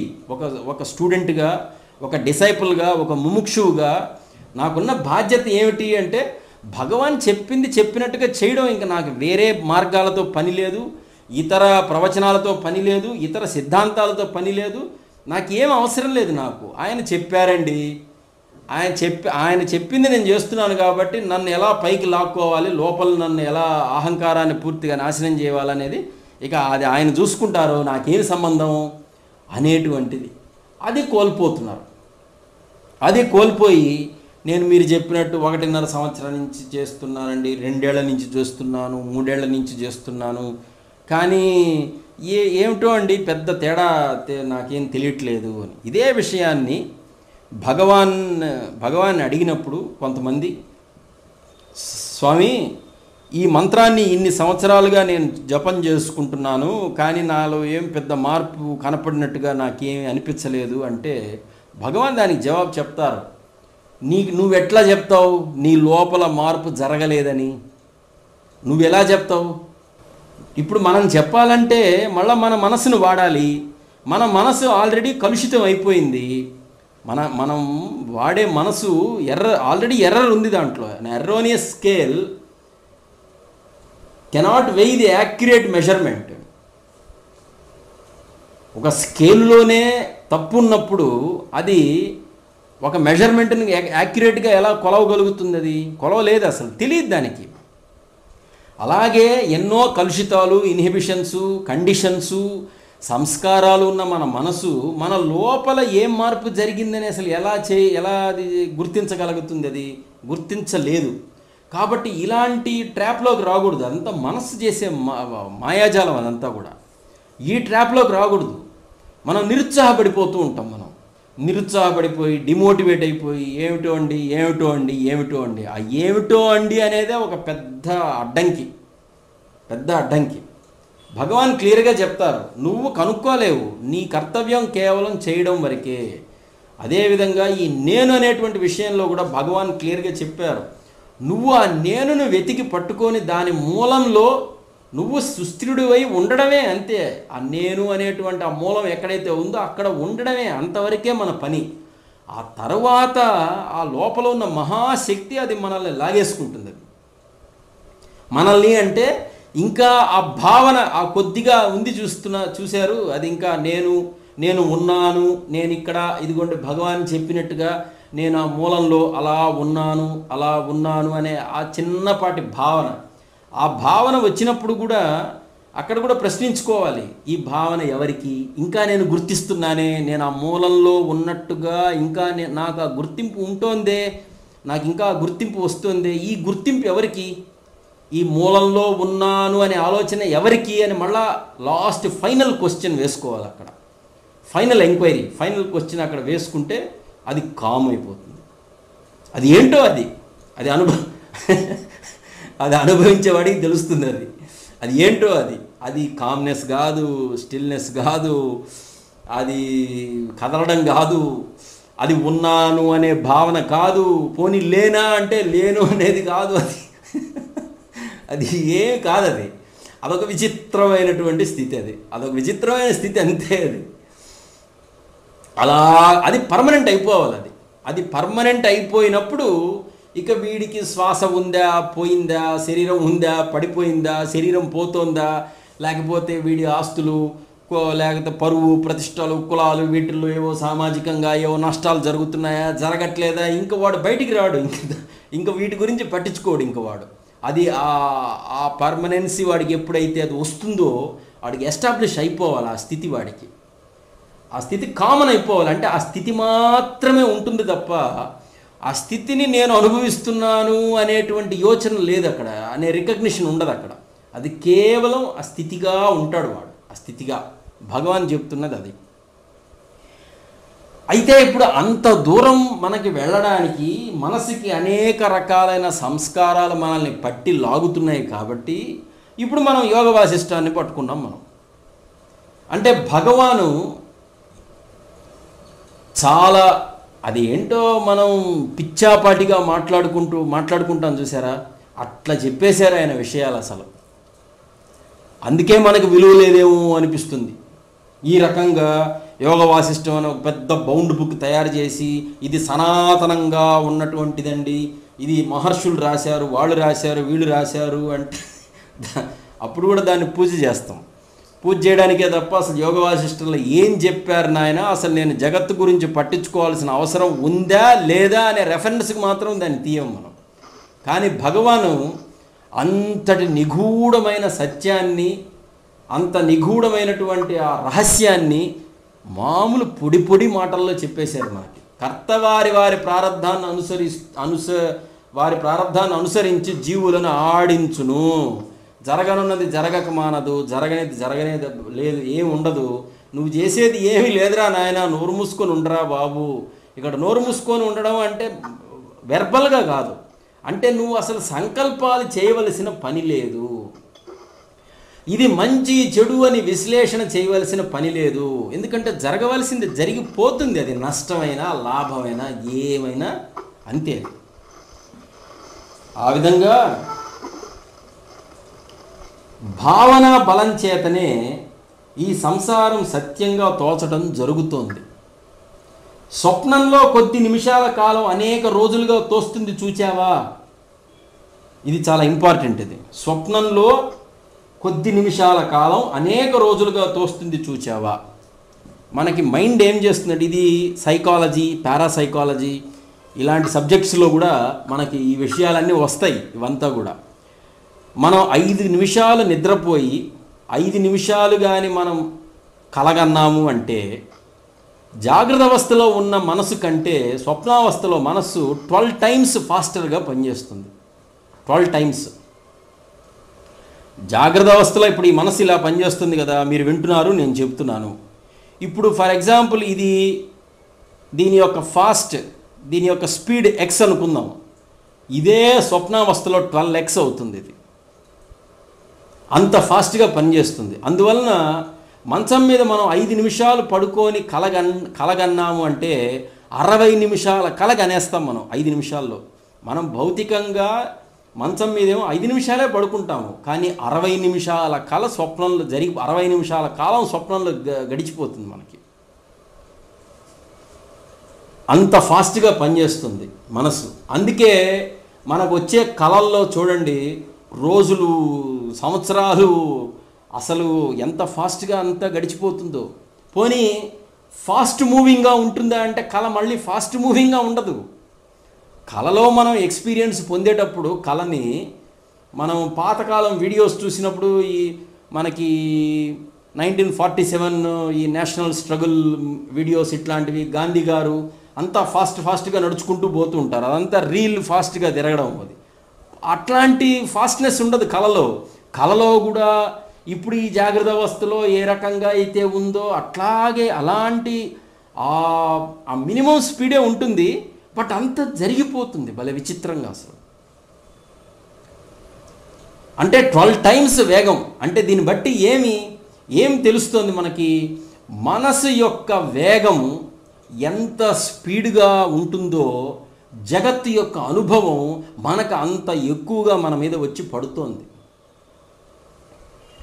ఈ జన్మలు, చచ్చిన తర్వాత వెళ్ళే లోకాలు, ఎక్కడో పాపాలు పుణ్యాలు అనుభవించడాలు, ఇవన్నీ కూడా మనసు యొక్క వేగం వలన మనకు అనుభవం అవుతున్నటువంటి విషయాలే తప్ప, మనసు వేగం కానీ 0 అయిపోయిందంటే, మనసు యొక్క వేగం x=0 అయిపోయిందంటే మాత్రం మనకి ఏ అనుభవము ఉండదు, ఏ ప్రయాణాలు ఉండవు, మళ్ళీ రావడాలు ఉండవు, మళ్ళీ పోవడాలు ఉండవు, ఏమీ ఉండవు అసలు. మనసు వేగం కానీ 0 అయిపోయింది అంటే. ఇది స్వప్నావస్థే కాదు, జాగ్రత్త అవస్థలో కూడా చూడండి. ఉదాహరణకి మనకి ఒక సెల్ ఫోన్ కనపడలేదు, మనం బయట నుంచి వచ్చాము, బయట నుంచి ఇంట్లోకి వచ్చాము, సెల్ ఫోన్ కనపడలేదు. సెల్ ఫోన్ కనపడలేదు అనే వరకే మనసు ఉంటుందా? సెల్ ఫోన్ కనపడలేదు, దాన్ని వెతకాలి అనే వరకే మనసు ఉండదు. మనసు ఈ లోపల ఒక పెద్ద కథ అల్లేసుకుంటుంది. అక్కడ మర్చిపోయినానేమో, ఆ టేబుల్ మీద నేను అక్కడ అన్ని వస్తువులు తీసానా లేదా రెస్టారెంట్లో, అక్కడ మర్చిపోయినానేమో, అరే ఆ సెల్ ఫోన్లో నా బ్యాంకు సంబంధించిన డీటెయిల్సు, నా పర్సనల్ ఫొటోసు, నా ఫ్యామిలీ ఫొటోసు, మా వైఫ్తో ఉన్న ఫొటోసు, ఇవన్నీ చాలా ఉన్నాయి. ఇప్పుడు అది ఎవడి చేతికి పోయిందో ఏమిటో, వాడు పనికిమాలిన వాడు దాన్ని ఏదైనా అబ్యూజ్డ్గా వాడు దాన్ని ఎక్కడైనా మిస్యూజ్ చేస్తాడా, లేకపోతే ఇప్పుడు నా బ్యాంక్ అకౌంట్స్ అవన్నీ ఎవరికైనా తెలిసిపోతాయా అని ఇంత ఫాస్ట్గా పనిచేస్తుంది మనసు, ఇంత ఫాస్ట్గా పనిచేస్తుంది. నిజానికి ఆ ఫోన్ చూస్తే మనం తెచ్చిన ఆ బ్యాగ్స్లోనూ, ఆ బ్రీఫ్ కేసులోనూ, ఆ కారులోనూ ఎక్కడో ఉంటుంది అది ఖచ్చితంగా అది. కానీ ఈ లోపల మనసు ఈ మొత్తం కథని సృష్టి చేసి, రచన చేసి, దాని screen play, story, direction, music మొత్తం ఇచ్చేసి ఉంటుంది. దానికి సంబంధించిన భయము, మనకు ఆందోళన కల్పించేసి ఉంటుంది. అది మన బ్లడ్లో ఎన్ని హార్మోన్స్ ప్రొడ్యూస్ కావాలో అన్నీ ప్రొడ్యూస్ అయిపోయి ఉంటే దాని తాలూకు నష్టం జరగాల్సింది కూడా జరిగిపోతూ ఉంటుంది మనసులో, మా శరీరంలో. ఇంత కథ జరిగిపోతుంది, ఇంత రచన జరిగిపోతుంది. పోనీ ఇప్పుడు నాకు ఆ భయం ఏర్పడలేదా అంటే భయం ఏర్పడింది. ఆ ఫోన్ పోయిందనే భయం ఏర్పడింది. ఆ ఫోన్ మళ్ళీ నేను నా కళ్ళతో చూసే వరకు ఆందోళన. నిజానికి ఫోన్ నాకు ఆందోళన తెచ్చిపెట్టిందా? ఫోన్ ఆందోళన తెచ్చిపెట్టలేదు నాకు. ఫోన్ తాలూకు ఉన్న ఆలోచన ఆందోళన తీసుకొచ్చింది నాకు. ఇంత కథ నడిపేసింది, ఇంత కథ జరిపించేసింది అది మొత్తం. ఈ మొత్తం వ్యవహారం, ఈ జన్మలు, జగత్తు, దీనికి సంబంధించిన వ్యవహారం అంతా కూడా అంతే. ఎక్కడో ఏదో ఉంది, దానిని నేను పొందాలి, దానిని పొందకపోతే ఎట్లా, ఇలాంటి భావాలు, సుదృఢమైనటువంటి భావాలే నాకు ఇంత విషయాన్ని తెచ్చిపెడుతున్నాయి, ఇంత విషయాన్ని. దీనికి కూడా భగవాన్ చెప్తారు. భగవాన్ ఒక శ్లోకంలో, నేదం శరీరాత్ పృథగస్తి విశ్వం, నేదం శరీరం మనసోస్తి భిన్నం, సత్యాత్మనో నాస్తి మనో విభిన్న, మాత్మైవ తస్మాదఖిలం చ విశ్వం. నేదం శరీరాత్ పృథగస్తి విశ్వం, నేదం శరీరం మనసోస్తి భిన్నం, సత్యాత్మనో నాస్తి మనో విభిన్న, మాత్మైవ తస్మాదఖిలం చ విశ్వం. ఈ ప్రపంచము దేహం కంటే వేరుగా లేదు, ఈ దేహము మనసు కంటే వేరుగా లేదు, మనస్సు సత్యమైన ఆత్మ కంటే వేరుగా లేదు. అందువలన ఆత్మయే సమస్త ప్రపంచము. ఆత్మ ఎలా ప్రపంచమైంది? నిజంగా అయిందా? లేదు. ఒకవేళ ఆత్మయే నిజంగా ప్రపంచంగా మారిపోయింది అంటే అసలు మనం చెప్పుకుంటున్న ఈ అద్వైత వేదాంతము, తర్వాత ఈ నేను అనేటువంటిది, ఈ దక్షిణామూర్తి యొక్క అసలైన తత్వము, మౌనము, ఇవన్నీ కూడా ఈ సిద్ధాంతాలన్నీ కుప్పకూలిపోతాయి. ఈ సత్యం అంతా కుప్పకూలిపోతుంది. ప్రపంచం నిజంగానే, ఆత్మ నిజంగానే ప్రపంచంగా మారింది అని కానీ అయినట్లయితే ఈ మొత్తం వ్యవహారం కుప్పకూలిపోతుంది. నిజంగా మారితే దీని నుంచి అసలు మనం ఎప్పుడు బయటపడలేము, ఇంక బయటపడలేము. దీని నుంచి బయటపడచ్చు అని ఎందుకు చెప్తున్నారు అంటే ఇది కేవలం భావన మాత్రమే కాబట్టి, ఇది కేవలం భావన మాత్రమే కాబట్టి ప్రపంచం గురించిన భావనను నువ్వు ఎప్పుడైతే విత్డ్రా చేసి వెనకకి లాక్కొని నువ్వు నేనుగా ఉంటావో క్రమంగా ప్రపంచ భావన పోతుంది నాయనా. ఆ నేననేది నీకు అనుభవగతం అవుతుంది, నీకు అనుభవంలోకి వచ్చేస్తుంది. ఆ సర్వాత్మకమైనటువంటి ఆ నేను, ఆల్ పర్వేడింగ్ నేచర్ ఏదైతే ఉందో అది సర్వము వ్యాపించి ఉన్నటువంటి ఆ యొక్క నేను తత్వము, మహామౌనమైనటువంటి ఆ తత్వం అనుభవం అవుతుంది అని పెద్దవాళ్ళు చెప్పున్నారు మనకి. నిజంగా పదార్థమే కానీ ఏర్పడి ఈ యొక్క ప్రపంచం పదార్థంతో ఏర్పడిన ఈ ప్రపంచం నిజంగానే ఉన్నట్లయితే అసలు దీని నుంచి మనం ఎప్పుడు బయట పడలేము, ఇంపాసిబుల్ అది. అందుకని ఇంకొకటి చెప్తారు స్వామి, హం పురా జన్మనికి దృగాసమిత పరం చాపి కథం భవేయం ఈ దృగ్విచారావత ముగ్ధతైవ న జన్మలేవేహి కదాచిదాత్మా. పూర్వజన్మలో నేను ఎట్లుంటుని, రాబో జన్మలో నేను ఎట్లు ఉందును, ఇట్టి విచారణలు అజ్ఞాన మూలకములే. ఇవన్నీ శ్రీ రమణ పరవిద్యోపనిషత్ అనే గ్రంథంలో అండి. ఇవన్నీ కూడా పూర్వజన్మలో నేను ఎట్లు ఉంటిని, రాబో జన్మలో నేను ఎట్లుందును, ఇట్టి విచారణలు అజ్ఞాన మూలకములే. ఎలా అనగా ఆత్మ ఎప్పుడు పుట్టలేదు, అది ఎప్పుడు పుట్టలేదు. అది పుడితే కదా, అది పుడితే పోతుంది, అయ్యయ్యో ఇది పోతోంది అని భయం రావడానికి అవకాశం ఉంటుంది. అసలు పుట్టలేదు అని తెలుసుకోవాలండి. మనకి భయం పోవాలి అంటే చూడండి, దానికి రిలేటెడ్గా ఇక్కడ స్వామి చెప్తున్నారు. ఎవరు? వశిష్ఠ మహర్షి. సంసార దోషముచే పరితప్తుడైన జీవుడు ఇక్కడ దుఃఖము, భయము, వేదన, అవమానము, మమకారము, నిరుత్సాహము కలిగించగల అనేక విషయ పరంపరలు గాంచుచున్నాడు. బాలుడు స్వసంకల్పిత మనోరాజ్యంలో పులిని, నక్కను, దెయ్యమును ఊహించి ఉలిక్కిపడి బిగ్గరగా ఏడ్చినట్లు సంసారమునందు ఆసక్తి కలిగిన వాడు అడుగడుగుకు అనేక ఆందోళనలు తెచ్చిపెట్టుకొని మరీ అనుభవిస్తున్నాడు. ఇది వశిష్ఠ మహర్షి చెప్పినటువంటి విషయం. భగవాన్ చెప్పినటువంటి విషయం ఇది. భగవాన్ చెప్పినటువంటిది పూర్వజన్మలో నేను ఎట్లుంటిని, రాబో జన్మలో నేను ఎట్లుందును, ఇట్టి విచారణలు అజ్ఞాన మూలకములే. ఏలైనగా ఆత్మ ఎప్పుడూ పుట్టలేదు. ఆత్మ ఎప్పుడూ పుట్టనప్పుడు అంటే నేను పుట్టలేదనేగా అర్థం. ఆత్మ ఎప్పుడు పుట్టలేదన్నప్పుడు నేను ఈ సోకాల్డ్ సుబ్రహ్మణ్యం అనేవాడు ఎప్పుడు పుట్టలేనేదేగా. వీడు పుట్టనప్పుడు వీడికి సంసారం ఏంటి? ఇంకా వీడికి సంసారం ఏంటి?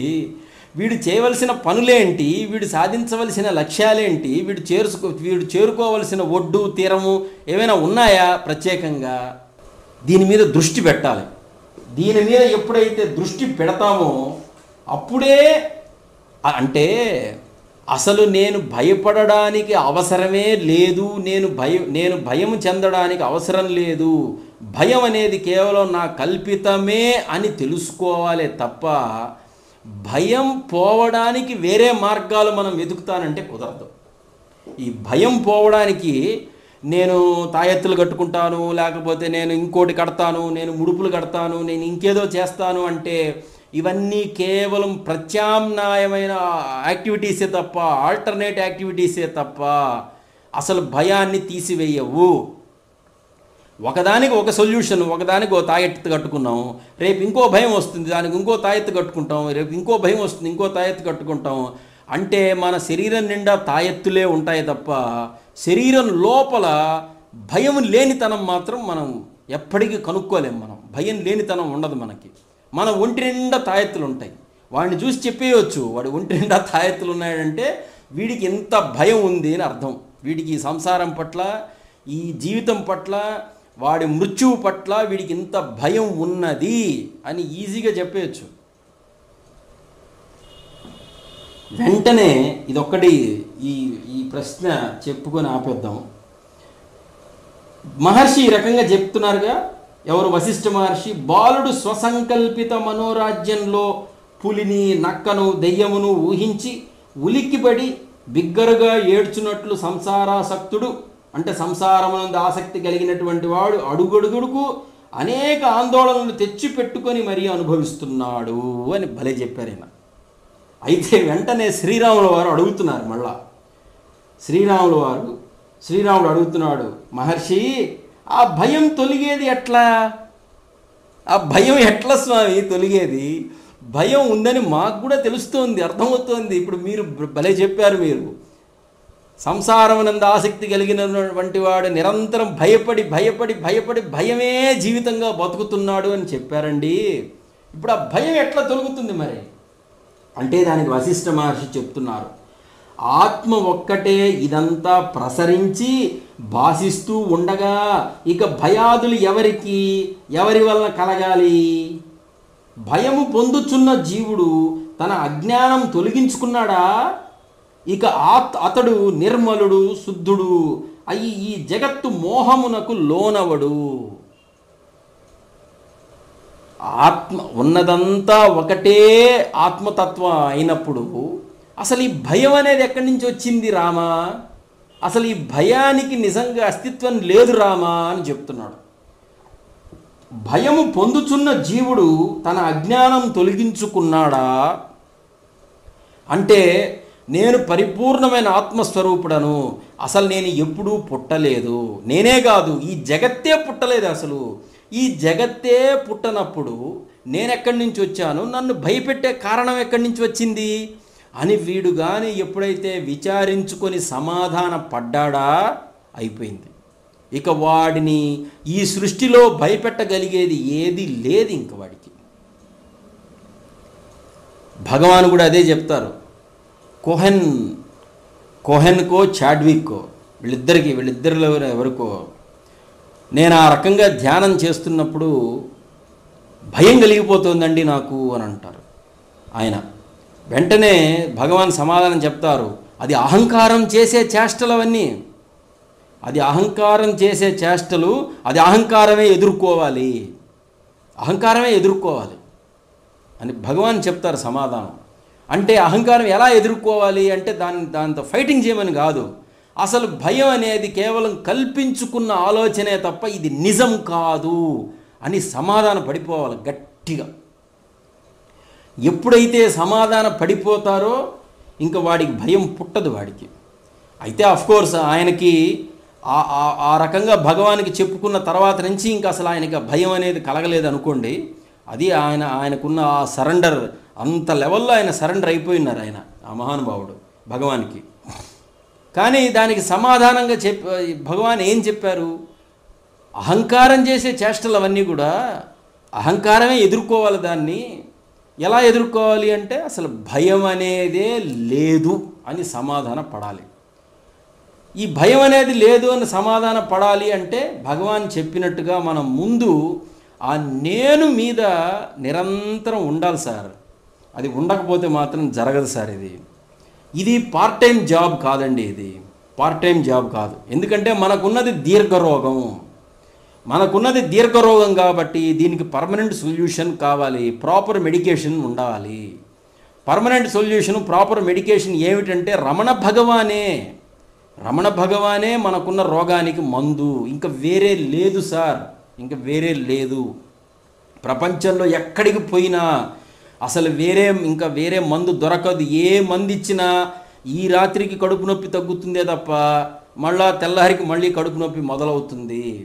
అసలు ఆ కడుపు నొప్పి ఎందుకు వస్తోంది అని లోపల మూలం కనుక్కొని దానికి ఆపరేషన్ చేయాలి. లోపల గడ్డ పెరుగుతుందా, లేకపోతే ఏదైనా ట్యూమర్ ఉంటుందా, లేకపోతే ఏదైనా ఎక్కడైనా ఇంకేదైనా అదర్ డియోడనం క్యాన్సర్కి సంబంధించింది ఏదైనా ఉందా దాన్ని కనుక్కొని ఆ ఆర్గాన్ని కట్ చేసేయాలి.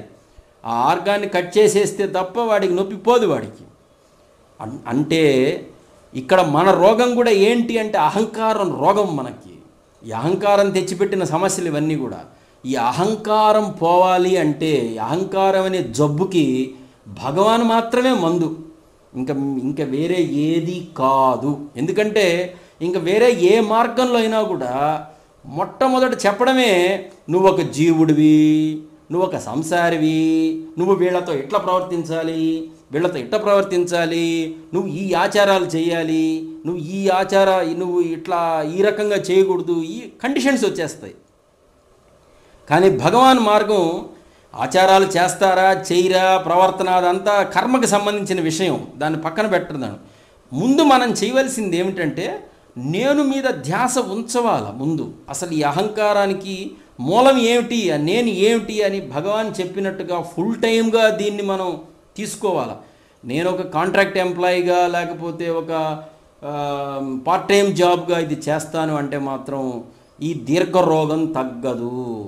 ఈ దీర్ఘ రోగానికి దీర్ఘమైన ట్రీట్మెంట్ ఉండవలసింది. అంటే భగవాన్ చెప్పినట్టుగా నిరంతరం ఆ ధ్యాస నుంచి జారకుండా ఉండటమే ట్రీట్మెంట్. ఏమిటి అంటే ఆ నేను అనే ధ్యాస నుంచి జారకుండా ఉండటమే, ఇంకంతకంటే ఇంకేమీ లేదు. ఈ రోజుకి ఇంతటితో ముగిద్దామండి. మళ్ళా కలిసినప్పుడు కొరవ మనం మళ్ళీ కలిసి మాట్లాడుకుందాం. నమస్కారం అండి. నమస్కారం అండి.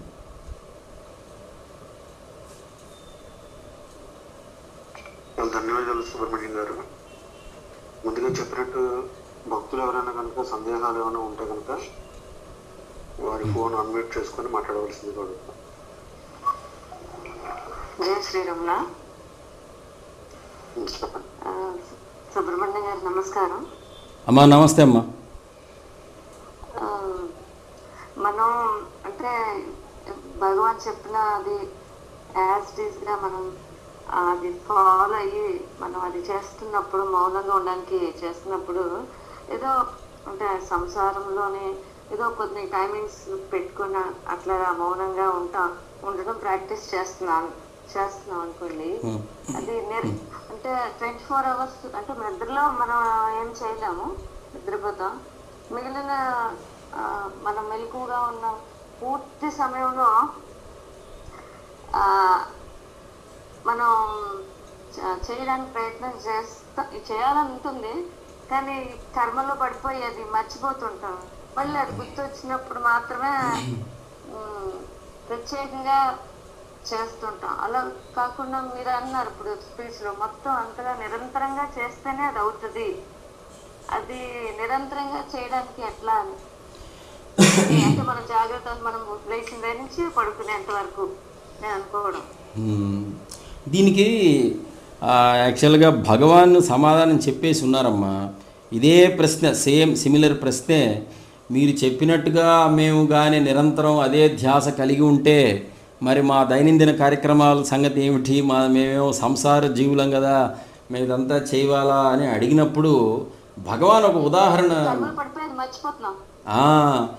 మర్చిపోవడం కాదమ్మా, మర్చిపోవడం కాదు, అది నిజం అనేటువంటి ఆలోచన. మర్చిపోవడం అనేది మరుపు. ఇప్పుడు ఒక విషయంలోకి పోయిన తర్వాత ఇంకొక విషయం మనకు మరుపు వస్తోంది అంటే అది నిజం అనే భ్రమలో ఉన్నాం కాబట్టి ఇంకొకటి మరుపు వచ్చేస్తుంది. ఇప్పుడు ఎట్లా అంటే ఒక సినిమాలోకి వెళ్ళాం, మనం సినిమా హాల్లో కూర్చున్నాం, మంచి హర్రర్ మూవీ చూస్తున్నాం, సస్పెన్స్ థ్రిల్లర్ హారర్ ఉన్నటువంటిది. అక్కడ జరిగే సన్నివేశాలన్నింటినీ కూడా మనం అనేక రకాల ఎమోషన్స్ని ఎగ్జిబిట్ చేస్తాం. ఎందుకు చేస్తాము అంటే ఆ సినిమా నిజం అనేటువంటి భ్రమ మనలోకి వచ్చేసింది కాబట్టి. నేను హాల్లో ఉన్నాను, నేను కేవలం ఒక 2 గంటల సినిమా కోసం ఇక్కడికి వచ్చాను, 2 hours తర్వాత ఈ సినిమా అయిపోతుంది, నేను 200 రూపాయలు టికెట్ పెట్టుకొని వచ్చాను, ఇప్పుడు దీని తర్వాత మళ్ళీ నేను బయటికి వెళ్ళాలి, ఇంటికి వెళ్ళాలి, ఇవన్నీ మర్చిపోతాం, అసలు మొత్తం మర్చిపోతాం. ఒకవేళ అవన్నీ కానీ గుర్తుంటే సినిమా మిమ్మల్ని భయపెట్టదు. ఇప్పుడు ఉదాహరణకి ఇప్పుడు నేనే ఉన్నాను అనుకోండి, నేను ఒక గవర్నమెంట్ ఉద్యోగిని అనుకుందాం ఉదాహరణకి, నాకు నేను ఏ తప్పు చేయకపోయినా నన్ను ఒక పనిష్మెంట్ ఏరియాకి ట్రాన్స్ఫర్ చేశారు అనుకుందాం ఉదాహరణకి. ఇప్పుడు నన్ను అరే కాస్త అట్లా పోదాం పదా, కాస్త రిలీఫ్ అవుతూ వీళ్ళంతేలే ఇక్కడంతా పాలిటిక్స్ పిచ్చి పాలిటిక్స్ ఉంటాయి ఈ ఆఫీస్లో అని నన్ను ఒక సినిమాకి తీసుకెళ్లారు, అదే హర్రర్ సినిమాకి తీసుకెళ్లారు ఉదాహరణకి. ఇప్పుడు నేను ఆ హర్రర్ సినిమాలో కూర్చున్నా కూడా నా పక్క స్నేహితులు ఎంత భయపడతారో నేను అంత భయపడకపోవచ్చు. ఎందుకంటే నేను ఏ తప్పు చేయకుండా నేను ఇంత సిన్సియర్గా ఉన్నా నన్ను తీసుకువెళ్ళి ఆ పనిష్మెంట్ ఏరియాలో వేశారే అనే ఆలోచనే నన్ను ఎక్కువ డామినేట్ చేయడానికి అవకాశం ఉంటుంది. ఒకవేళ అదే ఆలోచన కానీ నన్ను డామినేట్ చేసింది కానీ అంటే నాకు అది నిజం అంటే ఏంటి, నా ఆఫీస్ నిజం, నా సిన్సియారిటీకి నా డిపార్ట్మెంట్ ఇచ్చిన నాకు గుర్తింపు ఏమిటి అంటే నన్ను పనిష్మెంట్ ఏరియాలో నన్ను ట్రాన్స్ఫర్ చేయడం అనే ఆలోచనే నన్ను ఎక్కువ డామినేట్ చేస్తుంది. సినిమా నన్ను ఏం చేయలేదు, సినిమా నన్ను భయపెట్టలేదు, సినిమా నన్ను ట్రాప్లోకి తీసుకోలేదు. అక్కడ జరిగే ఈవెంట్స్, ఒక చెయ్యి కిటికీలో నుంచి వచ్చినా లేకపోతే ఇంకొక చెయ్యి కాలు భూమిలో నుంచి పైకి వచ్చినా నేను కేవలం చూస్తూ ఉంటానే తప్ప ఆ ఎమోషన్ నాకు రాదు. అక్కడ ఆ భయం అనే ఎమోషన్ రాదు. నాకు దుఃఖము, నేను హ్యూమిలియేట్ చేయబడ్డానే, నేను అవమానింపబడ్డానే, నేను ఇంత సిన్సియర్గా ఉన్నా నాకు ఇట్లాంటి కండిషన్ తెచ్చి ఇట్లాంటి పరిస్థితి వచ్చింది అనే ఆలోచనే నన్ను డామినేట్ చేస్తుంది. ఇప్పుడు అర్థమైంది అనుకుంటా మీకు. అలాగే ఈ అదే అమ్మా, ఈ సంసారం నిజము, ఇక్కడ జరిగే సన్నివేశాలు నిజము అని ఎప్పుడైతే నేను ఇన్వాల్వ్ అయిపోయానో భగవాన్ చెప్పినటువంటి ఆ స్ఫురణ, ఆ నేను మీద స్ఫురణ నన్ను అది డైల్యూట్ అయిపోతుంది. అది ఈ సంసారం నిజం అనేటువంటి ఆలోచన దీన్ని మరుపు చేస్తోంది. అందుకేగా ఇప్పుడు మన ప్రయత్నం అంతా ఏమిటంటే భగవాన్ చెప్పిన వాటికి ఇంకా సపోర్టివ్గా ఈ నిజానికి యోగ వాసిష్టాలు ఇంకా ఏ వాసిష్టాలు అష్టావక్ర గీతలు ఏం అవసరం లేదమ్మా, భగవాన్ ఒక్కరే చాలు. కానీ దాని మీద నిలవట్లేదుగా మనసు, నిలవట్లేని కారణంగా ఇంకా ఎక్కువ శ్రవణం మనకు కావాలి. ఇంకా శ్రవణం చేసిన కారణంగా ఇది నిజమని నాలో స్థిరపడుతూ, ఇది అబద్ధం, ఈ జగత్ అబద్ధం, ఈ సంసారం అబద్ధం అని నాలో స్థిరపడుతుందేమో, ఆ ఆలోచనే బలపడుతుందేమో, భగవాన్ మాత్రమే నిజము, మిగతా సంసారం అబద్ధం అనే ఆలోచన బలపడుతూ నాకు వస్తుందేమో అనే ఒక ఆశ వలన ఇదిగో మనందరం కూర్చున్నాం ఇక్కడ అనే యోగ వాసిష్టాన్ని పట్టుకున్నాం. ఎందుకంటే ఈ యోగ వాసిష్టంలో ఎక్కడ డీవియేట్ కాదు విషయం, ఎగ్జాక్ట్గా విషయం జగత్తు భ్రాంతి, జగత్తు భ్రమ, జగత్తు ఏర్పడనే లేదు అని క్లియర్గా ఆయన చెప్తూ ఉంటారు. అందువల్ల రామకృష్ణ మఠం వాళ్ళు పబ్లిష్ చేసిన యోగ వాసిష్టాన్నే పట్టుకున్నాం మనం. మళ్ళా ఇంకెవరో రాసింది కాదు ఇది. అంటే ఉన్న ఒరిజినల్ వ్యాఖ్యానాన్ని యాజ్ ఇట్ ఈజ్గా ప్రింట్ చేశారు వాళ్ళు. అందుకోసరంగా ఈ ప్రయత్నం, అంతే అమ్మా, ఇంకేం లేదు.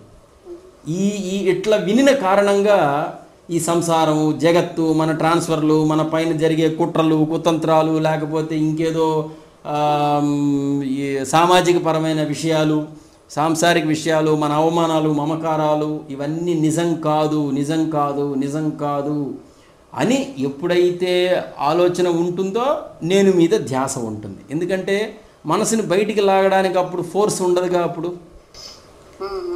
అది ఆ ఫోర్స్ తగ్గి అంటే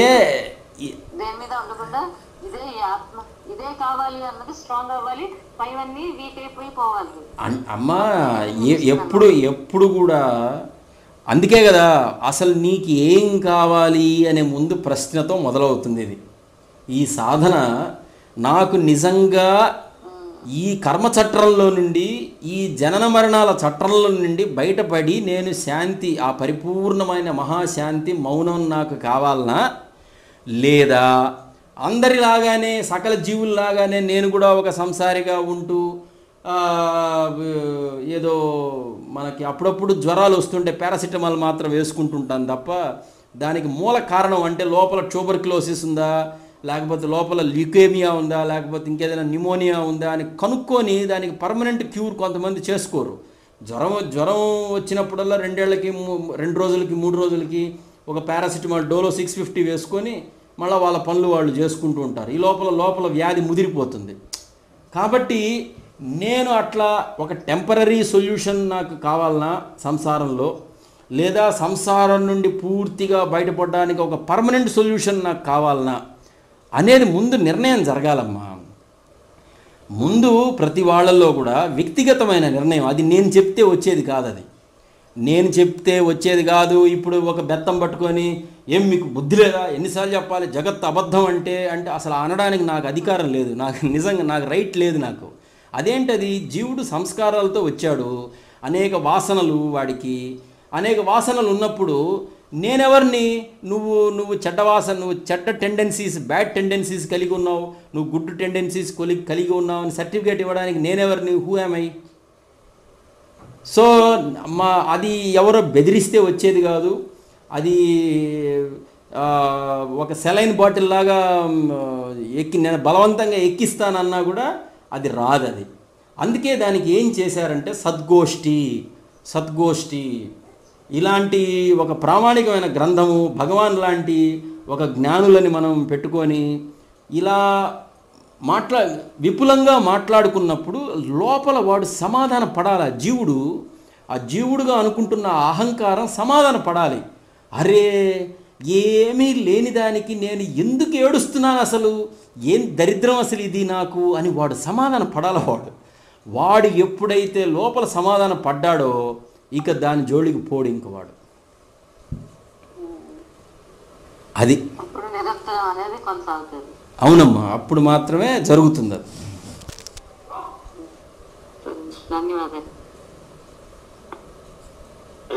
చెప్పండి. Hello sir.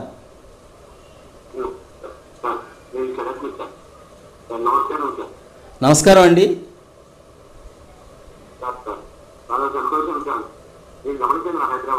సార్ గుర్తుపట్టాను సార్, చెప్పండి సార్. చాలా సంతోషం సార్, చాలా ధైర్యం వస్తుంది. మొన్న ఈ మధ్య మీరు లాస్ట్ డిస్కషన్స్ లో చెప్పిన 2 పెట్టుకోవడం వల్ల జీవితంలో కొంత ధైర్యం వస్తుంది సార్. ఏంటంటే మొన్న 2 పిల్లలు ఒక పండుగ రోజు అరికాకులు దేవతలు చేస్తున్నారు సార్. ఆ రోజు నాకు వీళ్ళు అరికాకులు దేవతలు చేస్తే సార్ నాకు భయం. ఆ రోజు ఎందుకో భయం అయితే నాన్న మీరు మెయిన్ రోడ్ వెళ్ళిపోయాలా, మెయిన్ రోడ్ హైవే దాటి వెళ్ళాలమ్మా సార్. అయితే ఎందుకు వస్తు మీకుందండి అని అన్నాను. లేదు నాన్న మీరు వెళ్తావు, నువ్వు గుర్తు తెచ్చుకోగలగా ఉండు, నువ్వు అది 50 వేలు చక్కగా ఉంది మంది, నేను వెళ్తాను నెట్టి నేను వెళ్ళి తీసుకొస్తాను సార్. కాదు ఉండండి మీరు చెప్తాను. అయితే ఏదైనా జరుగుతుంటే వాళ్ళు ఎందుకు చెప్తున్నా అడగండి. వెంటనే లాస్ట్ వీకే పచ్చగాళ్ళు ఇది నాకు ఎందుకు కలగాలి, ఎక్కడ జరగాలి అంటే మనకి యాక్సిడెంట్ జరగాలి అంటే జరుగుతుంది. నువ్వు సరగానే మంచిగా వెళ్ళాలి, నువ్వు జాగ్రత్త చెప్పడం వల్ల అది దాని జాగ్రత్త ఒక ఇంట్లో జరగాల్సింది అది సరిగా లభించారు. సరిగా జాగ్రత్తగా వచ్చారు. ధైర్యం వస్తుంది అన్ని కూడా ఆటోమేటిక్గా పోతాయి సార్. అది మీరు ఇలాగే కంటిన్యూ చేయండి. భగవాన్ దైవాల బయటకు వచ్చినప్పుడల్లా గరిగా చెప్పిన వాళ్ళకి కూడా చాలా ధన్యవాదాలు. ఇప్పుడు సుబ్రహ్మణ్యం గారిని మనం దొరికినా మన జాగ్రత్తగా ఆయన గారు చెప్పినవి మనం ఫాలో అయితే మనకి అది కలిగి వచ్చి చెప్తుంది. మొత్తం వస్తుందని చెప్పట్లేదు కానీ కొంచెం ఏదో మన ప్రయత్నం చేస్తే మనం దాన్ని చూడొచ్చు. ఈ ఇంటి పైన ఇంటర్నల్ జరిగే ఎక్స్పీరియన్స్ నాకు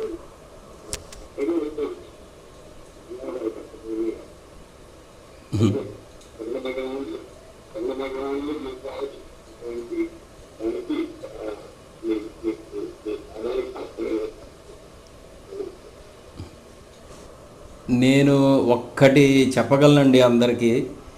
ఏ దీంట్లో నా గొప్పతనం ఏమీ లేదు. నేను ముందే చెప్పాను, ఒక డాక్టర్ లాగా నేను, అంటే డాక్టర్ లాగా అంటే నిజ జీవితంలో కూడా నేను వృత్తిరీత్యా డాక్టర్ని కాబట్టి మెడిసిన్స్ ప్రిస్క్రైబ్ చేస్తాను, మెడిసిన్స్ మాత్రమే ప్రిస్క్రైబ్ చేస్తాను. అదే అదే ధోరణిలో ఈ సంసారం అనే రోగానికి భగవాన్ అనే మెడిసిన్ ఎట్లా వాడాలి, అసలు ఎక్కడ అప్లై చేసుకోవాలా అనేది మాత్రం నేను ప్రిస్క్రైబ్ చేస్తాను. బట్ మీరు మెడిసిన్ వేసుకోలేదనుకోండి, దానికి ఏం చేయలేము. దానికి మెడిసిన్ వేసుకోవాలి ఖచ్చితంగా. ఇప్పుడు నా దగ్గరికి వచ్చే పేషెంట్స్ కూడా ఊరికనే వచ్చి నాకు ఫీజు కట్టి మెడిసిన్స్ రాయించుకొని వాళ్ళు వేసుకోవట్లేదు, మళ్ళీ ప్రతి నెల వచ్చి నాకు కన్సల్టేషన్కి ఏమి తగ్గలేదండి అంటే నాకు అనుమానం వస్తుంది. ఎందుకంటే హోమియో మెడిసిన్స్ తగ్గకపోవడం అనేది ఉండదు, కనీసం 10% అన్నా రిజల్ట్ వస్తుంది, కనీసం 10%. అట్లాంటిది భగవాన్ అనే మెడిసిన్ని మనం ఎప్పుడైతే వేసుకుంటామో సిన్సియర్గా 10% కాదు, అసలు చాలా వాస్ట్ డిఫరెన్స్ వస్తుంది, దాంట్లో డౌట్ లేదు. ఇప్పుడు ఆయన శరత్ గారు చెప్పినట్టుగా, శరత్చంద్ర గారు, చాలా వాస్ట్ డిఫరెన్స్. అది నా అనుభవం. అది ఎన్నో విషయాలు నా చిన్నతనం నుండి, 1 కాదు 2 కాదు, అసలు చాలా విషయాలు నేను పూర్తిగా సమాధాన పడిపోయింది భగవాన్ దగ్గరే. నేను తిరిగిన తిరిగే రకరకాల చోట్లు, ఎక్కడెక్కడో ఈవెన్ శ్మశానాలు కూడా తిరిగిన రోజులు ఉన్నాయి. అసలు అంటే అప్పుడు అంటే అసలు ఆత్మ అంటే ఏమిటి, అది ఏమైనా కనపడుతుందా, దాన్ని ఎక్కడ చూడొచ్చు, దాన్ని అంటే ఆ రకమైన డైరెక్షన్లో. తర్వాత ఒరే నాయన, అసలు ఆత్మ అంటే ఏమీ లేదు, ఖాళీ. అది కేవలం మౌనం, మహామౌనం. బట్ అది ఎగ్జిస్టెడ్. అది ఒక existence without any denotations, without any affirmations, without any like form and name. అది ఏం లేదు. అది కేవలం ఉంది అనే అనుభవం తప్ప. అంటే ఇంకా అసలు ఇప్పుడు నేను చెప్పే మాటలన్నీ చాలా చిన్న చిన్న మాటలు, ఇంకా డిస్ట్రాక్ట్ అవుతుందేమో. అనుభవం అన్నా, నేమ్ అన్నా, ఫామ్ అన్నా, ఇవన్నీ అనవసరంగా సబ్జెక్ట్ని డిస్ట్రాక్ట్ చేసేయడం. కేవలం భగవాన్ చెప్పినట్టుగా ఆ నేను మీద ఉండడమే అంతే. ఉండడమే సాధన. ఏమిటి అంటే ఉండడమే. ఇప్పుడు నా మీద ఉన్న గౌరవంతో అందరూ పిలుస్తున్నారు, ఇంటరాక్ట్ అవుతున్నారు కాబట్టి చెప్పింది చేయడమే అంతే. ఇప్పుడు నేను చెప్తున్నది నా సొంత విషయం ఏం కాదుగా, దానికి నా ట్యాగ్ వేసి, నా స్టాంప్ వేసి, ఇది నా మార్గం అండి, నేను కనుక్కున్నాను అని అసలు అంత ధైర్యం లేదు నాకు. ఎందుకంటే నేను పొందిందే ఆయన దగ్గర నుంచి. కాబట్టి ఆయనే మందు మనందరికీ, ఎవరికైనా ఆయనే మందు. డాక్టర్కి రోగం వచ్చినా వాడైనా ఒక మ్యానుఫ్యాక్చరింగ్ కంపెనీ తయారు చేసిన మందు వేసుకోవాలి. ఇప్పుడు నేనైనా రోగం ఏదైనా వచ్చిందనుకున్న ఇంట్లో వాళ్ళకి ఆ హోమియో మందు ఉన్న వాటిలో వేసుకోవాల్సిందే తప్ప నేను సొంతగా తయారు చేసి ఇవ్వగలనా?